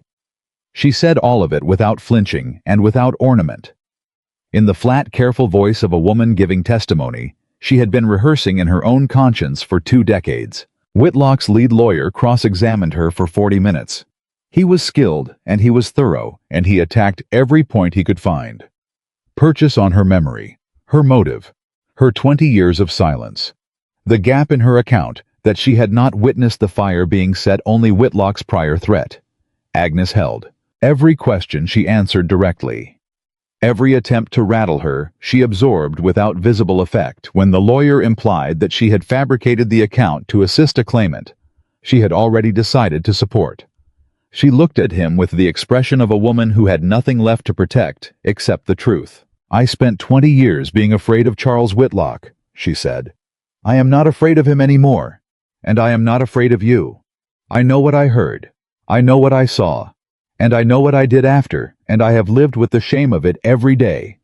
The only way I can put that shame down is to tell the truth about it now. That is what I am doing." The courtroom was very quiet. Whitlock's lawyer sat down. Then something happened that none of them had anticipated. Aldrich called his next witness, a retired county clerk named Harold Marsh, who had agreed to testify about the probate records filed in 1865. Marsh was 70, soft-voiced, and had the slightly apologetic air of a man who had known something for a long time and was only now arriving at the moment to say it. He sat down. He confirmed his identity and his former position. And then, before Aldrich had asked his first question, he turned and looked directly at Judge Harmon and said, "Your Honor, I need to make a statement before we proceed." Harmon looked at him. "Go ahead, Mr. Marsh." "I witnessed the probate filing in 1865, Marsh said. "I also witnessed something else that I did not include in my written affidavit, because I was afraid to, and I have been afraid to, for 30 years. He stopped. His hands were trembling slightly. "The probate records were amended 6 months after the initial filing. I was asked to countersign documents confirming Eleanor Hartwell's death. I did so." He paused. "The man who asked me to countersign them was Charles Whitlock, and he told me, those were his exact words, that if I ever said otherwise, he would see to it that my family suffered consequences I would not enjoy." His voice was steady now, the steadiness that comes after the worst thing has been said, and the world has not ended. "I have regretted that countersignature every day since. I'm sorry it took me 30 years to say so." The gallery erupted. Harmon's gavel came down twice. Evelyn sat very still at the table and looked at her hands and felt the case shift under her, like tectonic plates rearranging themselves, felt the thing that had been uncertain, become certain, felt the weight of proof. Tip past the threshold that a judge and a court and a record could not reasonably ignore. She looked at Whitlock. Howe was looking at Marsh with an expression she had not seen on his face before. Not fear. Something colder than fear. The expression of a man watching 20 years of careful construction develop its first real crack and understanding that one crack was enough. His lead lawyer leaned in and said something in his ear. Whitlock shook his head once, barely perceptible. The lawyer sat back. Aldrich stood. "Your Honor, in light of Mr. Marsh's testimony, the claimant moves that the court order an immediate audit of all financial records associated with the Hartwell estate from 1865 to present to be conducted by an independent examiner appointed by this court." Harmon looked at Whitlock's lawyers. Response. The lead lawyer stood. He took a breath. He was a professional, and he did his job. "The defense objects on the grounds that—" "Overruled," Harmon said. He hadn't waited for the sentence to finish. "Motion granted. I'm also ordering a freeze on all Whitlock-managed Hartwell assets pending the outcome of this proceeding." He looked at both tables. "We'll recess for 1 hour and resume with final arguments." The gavel came down. In the chaos of the recess, lawyers moving, gallery buzzing. Aldrich turning to her with the first fully unguarded expression she had seen on his face in weeks. Nathaniel leaned toward her from the row directly behind and said very quietly, close enough that only she could hear, "How are you holding together?" She turned just enough to look at him. "Ask me after," she said. He nodded. He understood that. Final arguments took 2 hours. Whitlock's lawyers were skilled, and they used every tool they had, questioned the authentication of the letter, questioned the reliability of aged memories, questioned the sufficiency of physical identifiers, proposed alternative explanations for every piece of evidence presented. They were doing their job, and they were doing it well, and Evelyn listened to every word without expression and thought, "It's not enough. You know it's not enough." Aldrich's closing was 20 minutes. He did not use 20 minutes worth of words. He used the words that were necessary, and nothing more, which she had come to understand was the mark of a man who trusted his case. He ended with Thomas Hartwell's letter, read the final paragraph, the one where her father described what he expected Whitlock to do when confronted, and stated in plain and measured language that he was not afraid of it. That the truth was worth the risk. That some things were worth standing for, regardless of what it cost. He set the letter down. Eleanor Hartwell's father wrote those words 1 week before he died, Aldrich said. His daughter has spent 24 years in circumstances that would have broken a lesser person. She is not broken. She is here. And she is asking this court to confirm what her father knew and wrote down and died believing that the truth properly documented and properly presented is stronger than any man's power to suppress it. He sat down. The courtroom was absolutely quiet. Harmon retired to consider. He was gone for 47 minutes. Evelyn sat at the table and did not move. Agnes came and sat beside her during the recess and put one hand over hers on the table and said nothing. Nathaniel stayed in the row behind her. She could feel him there, not intrusively, not with pressure, just present. The way he had been present through all of this, reliable and steady and there. Aldrich reviewed his notes. He was very calm. She appreciated that enormously. When Harmon returned, the room refilled in minutes. The gallery had not thinned during the recess. If anything, it had grown. People talked in the county. Word moved fast. Harmon settled himself. He looked at both tables in turn. He put on his reading spectacles. In the matter of the identity claim and estate restoration of Eleanor Grace Hartwell, he said, this court finds the evidence presented to be substantial, credible, and sufficient to establish identity beyond reasonable doubt. He paused. The physical identifiers are compelling. The documentary evidence is compelling. The witness testimony of Agnes Pruitt is compelling. And the testimony of Harold Marsh, which this court weighs heavily, establishes a pattern of deliberate concealment that corroborates the claimant's account in full. Evelyn did not move. The court recognizes Eleanor Grace Hartwell as the surviving heir of Thomas and Clara Hartwell, Harmon continued.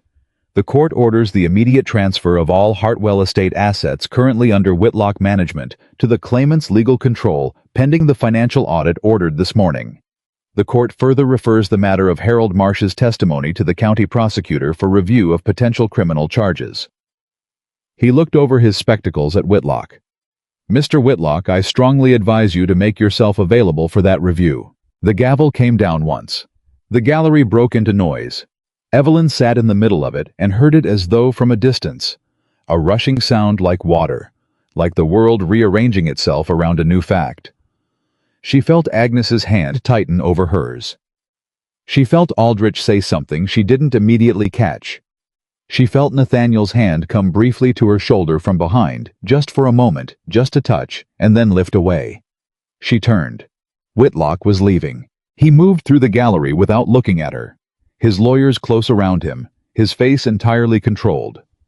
At the door he paused. He turned back. He looked at her across the room, across the chaos and the noise and the 20 years of everything that lay between them. She met his eyes. She did not look away. He was the one who looked away. Then he was gone. She turned back to the front of the room. Agnes was crying quietly. Aldrich was shaking Nathaniel's hand. Someone from the gallery was calling her name, her real name. Both names. Eleanor Hartwell, and the sound of it in a stranger's voice was the strangest thing she had ever heard. Like hearing a word you'd known all your life suddenly pronounced correctly for the first time. Nathaniel came around the table and crouched down to her eye level, the way you crouch down to speak to someone you were not sure was fully present. "Hey," he said. "Evelyn." She looked at him. "You did it," he said. "We did it," she said. He shook his head slightly. "No, I helped. You did it." He held her gaze. "Your father would have—" He stopped. His voice did something she had never heard it do. "He would have been so proud of you." She pressed her lips together hard. She did not cry in the courtroom. She had made that decision on the first day, and she held to it. But she sat very still and breathed through it, and when she trusted her voice again, she said, "I need about 5 minutes before I can talk to anyone." "Take 10, Nathaniel said. "I'll hold them off." He stood and turned and did exactly that, planting himself between her and the approaching gallery with the quiet, immovable presence of a man who understood exactly what was being asked of him and found it straightforward. She sat in the chair and looked at her hands and thought about a little girl in a white dress with pearl buttons sitting too still in a painted chair in a gilded frame. She thought, "I found you." She thought, "I'm sorry it took so long." She thought, "We're all right now." The afternoon light was going when they left the courthouse. Agnes walked on her left, Nathaniel on her right, Aldrich a step ahead, clearing a path through the people who wanted to speak to her. The air outside was cold and sharp, and she breathed it in deeply. On the courthouse steps, she stopped. She looked at the town, the main street, the shops, the people who had lived their whole lives inside the story of the Hartwell name without knowing she was one of them. "What are you thinking?" Agnes said. "I'm thinking about what comes next," Evelyn said. "There's an estate that's been mismanaged for 20 years. There are workers on that property who've been underpaid and overworked under Whitlock's stewardship. There are accounts to audit and records to restore, and a name to rebuild." She paused. "And I'm thinking that I'm not going to do any of it the way a lost daughter who is grateful to be found would do it. I'm going to do it the way a woman who built herself from nothing would do it, because that's who I actually am, regardless of the name." Nathaniel was looking at her. She could feel it. "You already know what you want to do," he said. "I've known since the second day," she said. "I was just waiting to see if I survived long enough to do it." Agnes made a sound that might have been a laugh and might have been something else. Evelyn started down the steps. "There's a lot of work ahead," she said to both of them, to no one in particular, to the cold January air and the long road back to the estate, and the 20 years she was beginning slowly and deliberately to put down. "Good. I've never been afraid of work." She had reached the bottom of the steps when Nathaniel said from behind her, "Eleanor." She stopped. She turned. He was looking at her from the top step, not with the distance he had kept between them for weeks, not with the careful professional regard of a man managing a situation. Just looking at her. The way you looked at someone you had stopped performing for. "For what it's worth," he said, "I think your parents would have liked the woman you became, not despite everything you survived, because of it." She looked at him for a long moment. "Don't make me cry on a courthouse steps, Nathaniel Caldwell," she said. "I have a reputation to establish." He almost smiled. That full, real smile she had seen only once before. "Wouldn't dream of it." She turned back toward the road, and she walked forward into the cold and the light and the long work ahead, carrying everything she had built in 24 years of having nothing and everything she had just recovered, and the names, both of them. Hers, always hers. Hers like a lantern she finally understood how to hold. The audit took 11 weeks. Evelyn knew it would be ugly before the first examiner finished his first day. She had grown up in other people's houses, had spent 24 years learning to read the things people hid in plain sight, and what the auditors found in the Hartwell estate accounts was not subtle. It was the work of a man who had believed for 20 years that no one was coming to look, which meant he had stopped being careful, had stopped covering his tracks with any particular effort, had let the theft become routine, and routine become invisible, because invisibility in his experience was something money could buy permanently. He had been wrong about that. The numbers were staggering. Not just the lumber contract fraud her father had documented in his unsent letter, that alone represented a sum that made Aldrich go quiet for a full minute when the examiner read it aloud. But 20 years of subsequent mismanagement, inflated management fees, assets sold at below market value to buyers, with suspiciously close ties to Whitlock's personal holdings. Workers paid a fraction of the regional standard, while Whitlock collected the difference. 20 years of a man helping himself to what belonged to a dead child because he had made certain she stayed dead. Evelyn sat through every audit report. Every one. Aldrich offered twice to summarize them for her, and she declined twice politely and finally. She needed to see it. She needed to understand the full shape of what had been done, not because it made her angrier. She had moved past the kind of anger that needed feeding, but because you could not rebuild something properly without understanding exactly how it had been broken. "You don't have to do this to yourself," Agnes told her one evening, finding her at the desk at 9:30, with a lamp burning low and 3 months of ledger records spread in front of her. "I'm not doing it to myself," Evelyn said. "I'm doing it for the workers. Every underpayment in these records is a real person who did real work and was cheated for it." She looked up. "I intend to make it right. Every account. But I need to know the numbers first." Agnes looked at her for a long moment.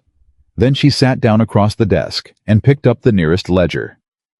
"Then show me what you're looking at," she said. 2 sets of eyes are faster than one." That was Agnes, all of it in 2 sentences. The criminal proceedings against Whitlock moved through the county court with a speed that surprised everyone except Harmon, who had apparently decided that the matter warranted his personal attention and was not inclined to let it drag. Harold Marsh's testimony at the civil hearing had opened a door, and behind that door, investigators found 3 other witnesses who had kept similar silences for similar reasons. Men and women who had known pieces of the truth and had been persuaded through various combinations of money and threat to keep those pieces to themselves. One by one they stopped keeping them. Whitlock's lawyers were excellent.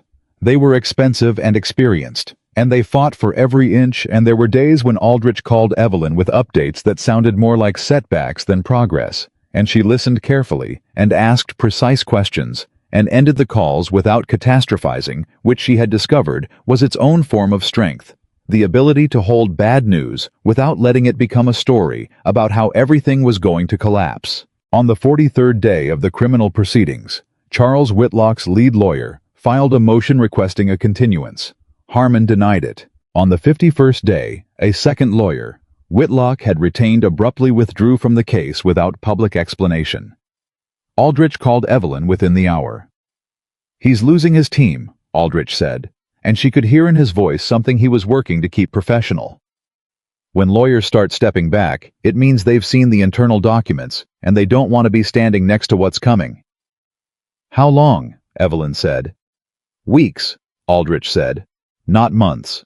She thanked him and went back to work. The estate occupied her in ways she had not fully anticipated. She had expected the legal complexity, she had prepared for that. What she had not entirely prepared for was the human complexity. The workers on the property had spent 20 years under Whitlock's management and had developed understandably a comprehensive wariness about anyone who claimed authority over their lives. She was a woman. She was young. She had until recently been the servant hauling coal and saying "yes, ma'am" in the corridors of a neighboring estate.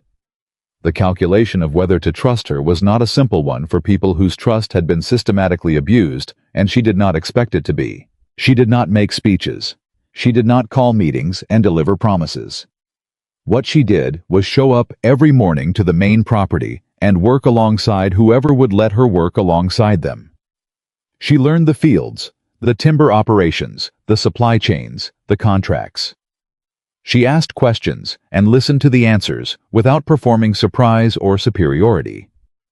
She fixed what she could fix immediately, the most egregious underpayments addressed within the first month, with back wages drawn from the estate accounts the court had released to her control, and was honest about what would take longer. A foreman named Daniel, who had worked the Hartwell timber operation for 16 years, and had the particular quality of stillness that came from a man who had learned not to expect much, watched her for 3 weeks before he said anything directly to her. Then one morning, he fell into step beside her as she walked the northern edge of the property and said, "You're not what I expected." "What did you expect?" she said. "Someone who'd sit in the main house and send instructions." "I grew up hauling coal," she said. "I don't know how to run anything from a distance." He was quiet for a moment. Then, "My wife's wages were shorted for 6 years. Whitlock's people said it was a counting error." He paused. "Your people fixed it in the first week." "That wasn't a counting error," she said. "And it wasn't just your wife. I've been through every record. I intend to address everyone." He looked at her sideways. "You really grew up hauling coal." 3 years at Caldwell Estate," she said. "Before that, domestic service from age 14. Before that, a charity home in Richmond." She met his eyes. "I know what it costs when the people above you don't do right by you. I'm not going to be one of those people." Daniel was quiet for another moment. "All right," he said. "Just that." But after that morning, he started talking to her like a person he intended to deal with honestly, which was more than she had asked for and exactly what she needed. Nathaniel came to the Hartwell estate twice in the first month, once to review a legal matter with Aldrich that required both of them present, and once, for no stated reason, arriving on a Tuesday afternoon and finding her in the main hall, going through inventory records with a woman from the county land office. She finished the meeting before she went to speak with him. He was in the sitting room looking at the portrait of her father on the wall. A formal portrait, the kind that wealthy families commissioned in the years they felt most secure. Thomas Hartwell, painted at perhaps 40, in a dark coat, with the particular set to his chin, that she had recognized immediately the first time she saw it, because she had seen it in her own mirror every morning without knowing what it meant. "He looks like you," Nathaniel said without turning around. "Or you look like him. The chin particularly." "Agnes said I have his eyes," Evelyn said. "You have both." He turned then. He looked well, she thought, less pressed down than he had been in December, something in him lighter. She wasn't sure if she was the cause of that, or simply a witness to it. "How are you managing?" 12-hour days, she said. "Aldrich every other day. The audit final report comes next week. The Northfield drainage needs repairing before spring. The timber contract with the Roanoke Company needs renegotiating, because the current terms favor Whitlock's friends over actual market value. And I need to hire a property manager because I cannot be everywhere at once." She paused. "I'm managing fine. How are you?" He looked at her. "You didn't answer the question I actually asked." She met his eyes. "I know." He waited. She sat down. She did this rarely. She had spent the last 11 weeks in constant motion, because motion was easier than stillness, when stillness meant the interior things. She was still sorting through, arrived all at once with nowhere to go.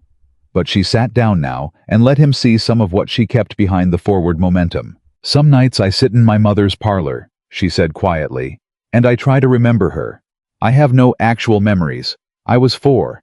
But Agnes tells me things, small things, the way she laughed, the things she read, the way she was with the people who worked here, and I try to build something from those pieces that feels real." She stopped. "It's not the same as remembering, but it's something." Nathaniel sat across from her. "Your father used to walk this property at dawn," he said. "Every morning, regardless of weather. He said it was the only time the estate felt truly his before the business of the day got in the way of just knowing what you had." He paused. "I only know that because Thomas told me once, years before everything happened. I was 16, and I thought it sounded impractical, and I told him so." A brief pause.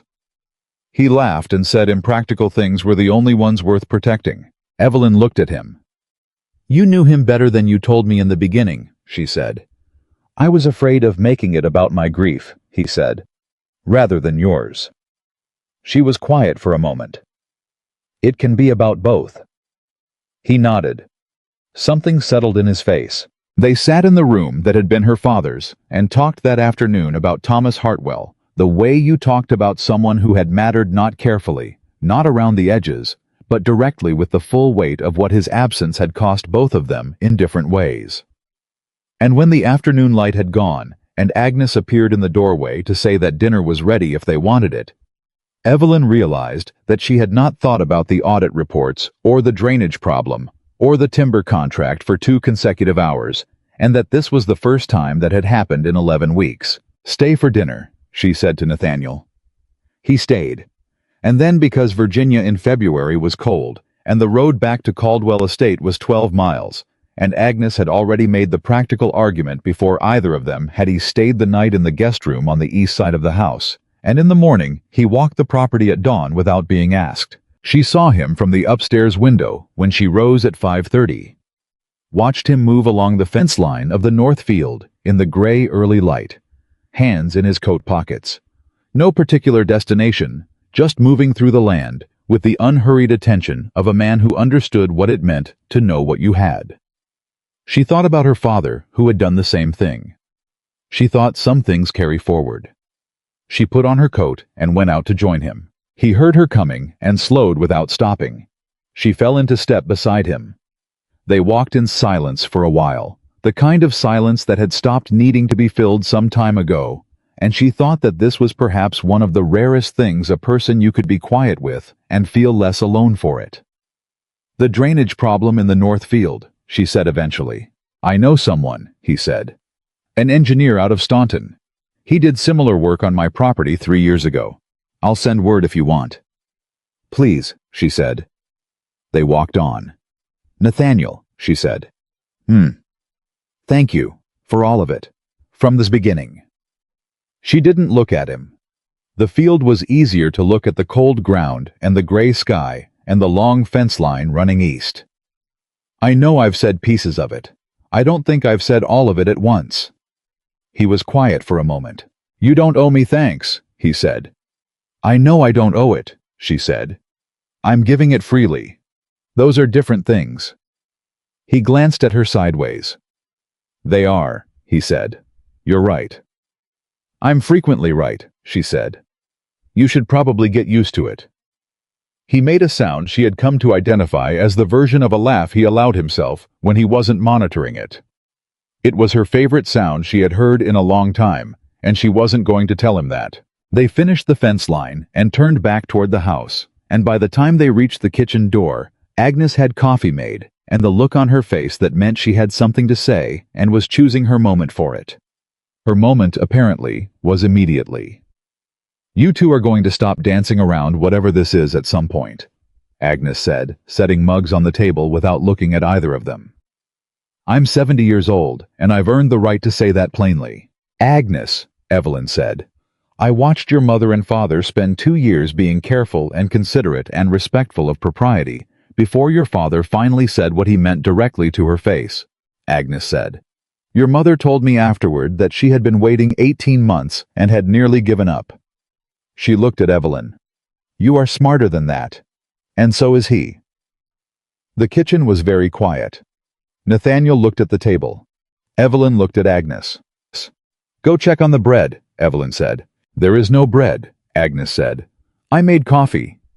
"Agnes." The older woman picked up her own coffee and walked out of the kitchen with the unhurried dignity of someone who had said what they came to say. The kitchen was extremely quiet. Nathaniel looked up from the table. Evelyn met his eyes. "She's not wrong," he said. Evelyn took a slow breath. "No, she's not." He stood. He moved around the table with the deliberate steadiness she had come to recognize as his particular form of courage. Not impulsive, not dramatic, but certain. The way he had been certain in the study on the first night when he'd said, "I believe it about the necklace."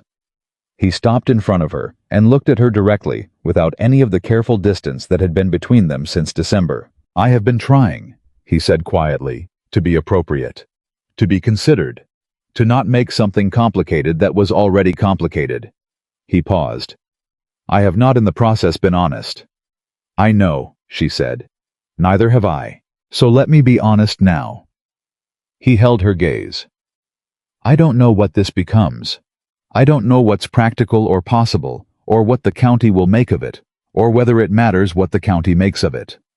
What I know is that somewhere between a forbidden room and a courthouse and a frozen field at dawn, I stopped being able to think of you as anything other than the most extraordinary person I have ever met.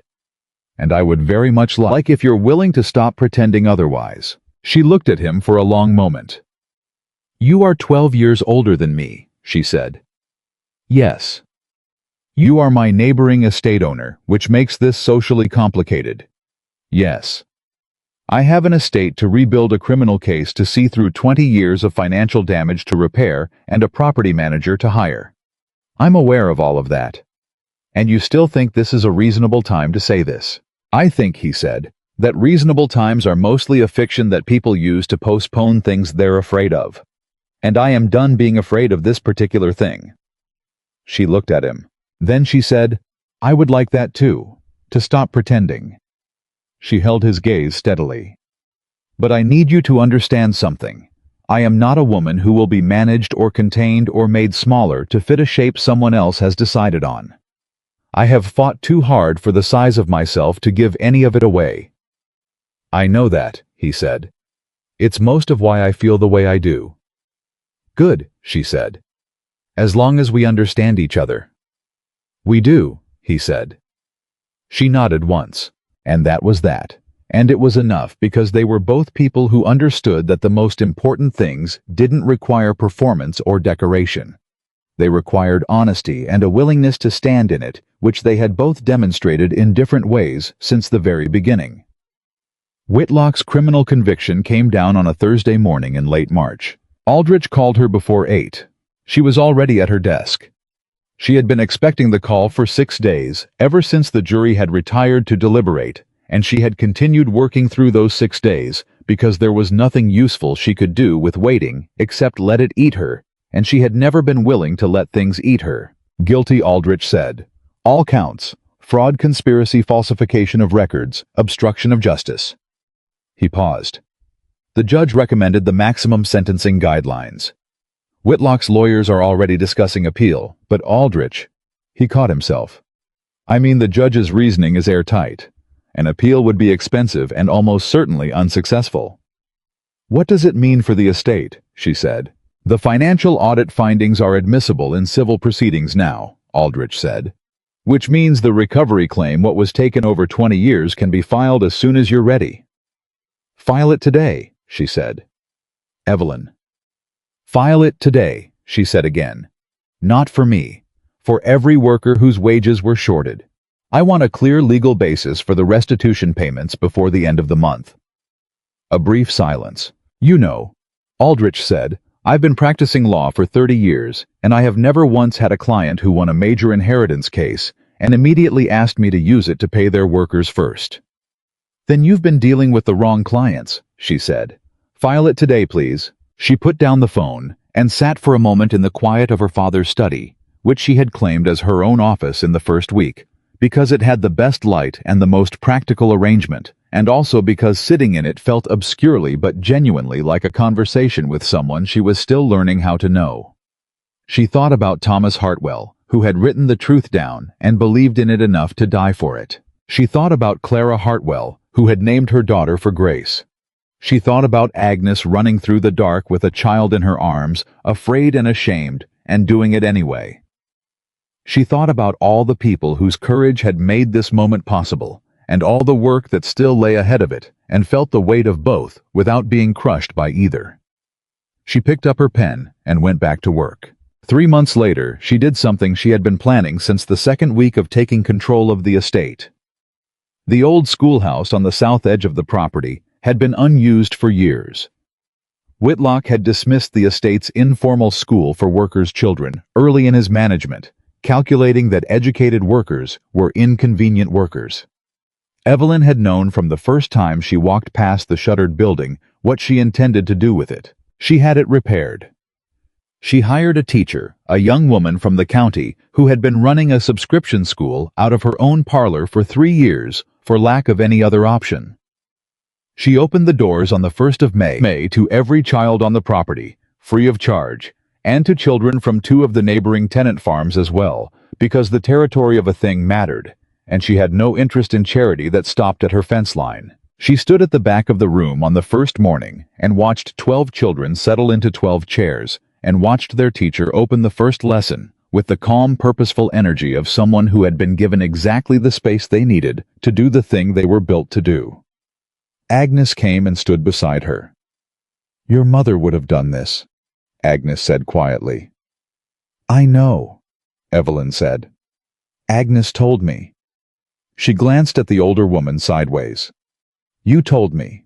3 times. Because it's true 3 times over, Agnes said, and linked her arm through Evelyn's, and they stood together and watched the children begin. Nathaniel came in late, because he had been on the road since 5 that morning, dealing with a fence dispute on his eastern border that he had described over dinner the previous week, with the weary specificity of a man who had been dealing with it for 2 years and intended to finish it before summer. He came through the back of the schoolroom quietly and stood beside Evelyn without ceremony, and looked at what she had made. She felt him arrive the way you feel, a change in temperature, not dramatically, but unmistakably, the particular quality of air that meant he was there. 12 children, he said. 14 next week, she said. Word got out. It usually does, he said, when something good is happening.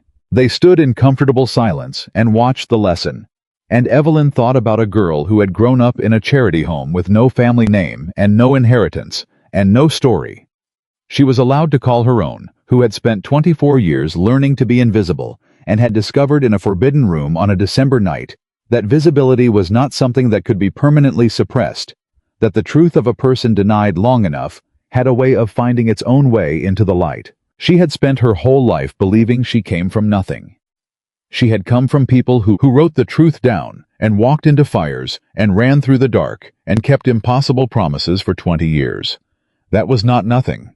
That was, in fact, everything. Walk with me, she said to Nathaniel. They slipped out the back of the schoolroom into the morning air, and he fell into step beside her the way he always did. No ceremony, no adjustment.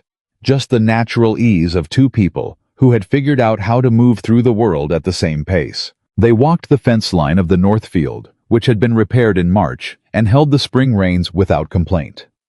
They walked past the timber yard where Daniel was already directing the morning crew with the competent, unshowy authority of a man who had been doing his job well for 16 years and had finally been given the room to do it properly. Daniel raised a hand when he saw her, and she raised one back. They walked to the eastern edge of the property, where you could see both estates from the same rise of ground, the Hartwell property and the Caldwell property, neighboring each other the way they had for 3 generations and would for more. Evelyn stopped at the top of the rise and looked. Nathaniel stopped beside her. "What are you thinking?" he said. "I'm thinking," she said, "that I spent 20 years not knowing who I was, and I turned out to be someone who grew up hauling coal and fighting for the truth, and opening schoolrooms and refusing to be small." She paused. "And I'm thinking that if I had been handed this from the beginning, if none of it had been taken, I don't know that I would have become her, the woman I am." She looked at him. "I don't say that to forgive what was done. What was done was wrong, and the man who did it is going to spend years in a cell accounting for it. But She stopped, found the words. "I am not sorry for who I became in the space that was left." Nathaniel looked at her. "No one should be sorry for that," he said quietly. "No one." She looked back at the land. At the 2 estates, hers and his, and the fence line between them, that was more formality than anything else at this point. "My father walked this property at dawn," she said. "And now I do too." "I know," he said. "I've been walking it with you." "I know you have." The morning was quiet around them, the good full quiet of a spring day, just beginning, the kind of quiet that had space in it for whatever came next. She thought about the portrait in the west wing. The little girl in the white dress, too serious for her age, sitting very still because someone had asked her to. Waiting in the way that only children and painted people could wait without impatience or agenda, simply present. That portrait still hung where it always had. Evelyn had not moved it. She had considered it, had stood in front of it several times in the months since the hearing, trying to decide what she felt, and had concluded that the right thing was to leave it where Thomas Hartwell had put it, because he had hung it there for a reason. In the private room no one was supposed to enter, which meant he had hung it there for himself. To remember, to believe. But she had done something else. In the room that had been her mother's sitting room, a room that got the best afternoon light in the whole house, that Agnes said Clara Hartwell had loved, for exactly that reason Evelyn had commissioned a new portrait. Not of the child, of herself. Not in fine clothes, not in the formal pose of a woman displaying her station.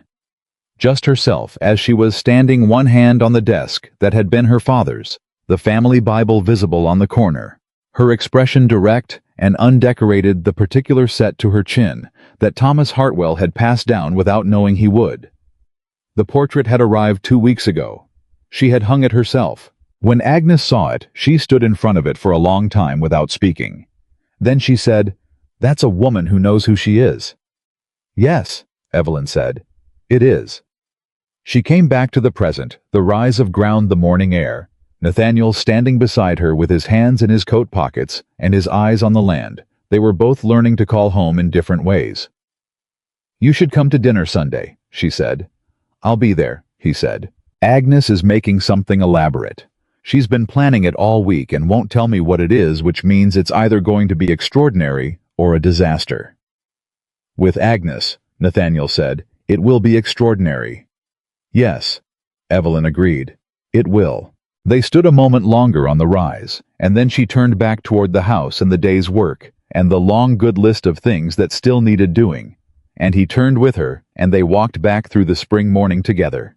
Behind them, the land stretched out quiet and wide, and full of the particular kind of promise that came not from things being easy, but from things being true, from a story finally told in full, from a name, finally worn without apology, from a woman who had been buried and forgotten, and had climbed out of the forgetting, not broken, but forged, not diminished, but multiplied, not lost, but more precisely found than anyone who had never been lost could ever understand. Eleanor Grace Hartwell had spent 24 years believing she was nobody. She had been wrong about that from the very first day. And now the whole of Virginia knew it. And more importantly, she knew it. That was the thing that could not be taken twice. That was the thing that held.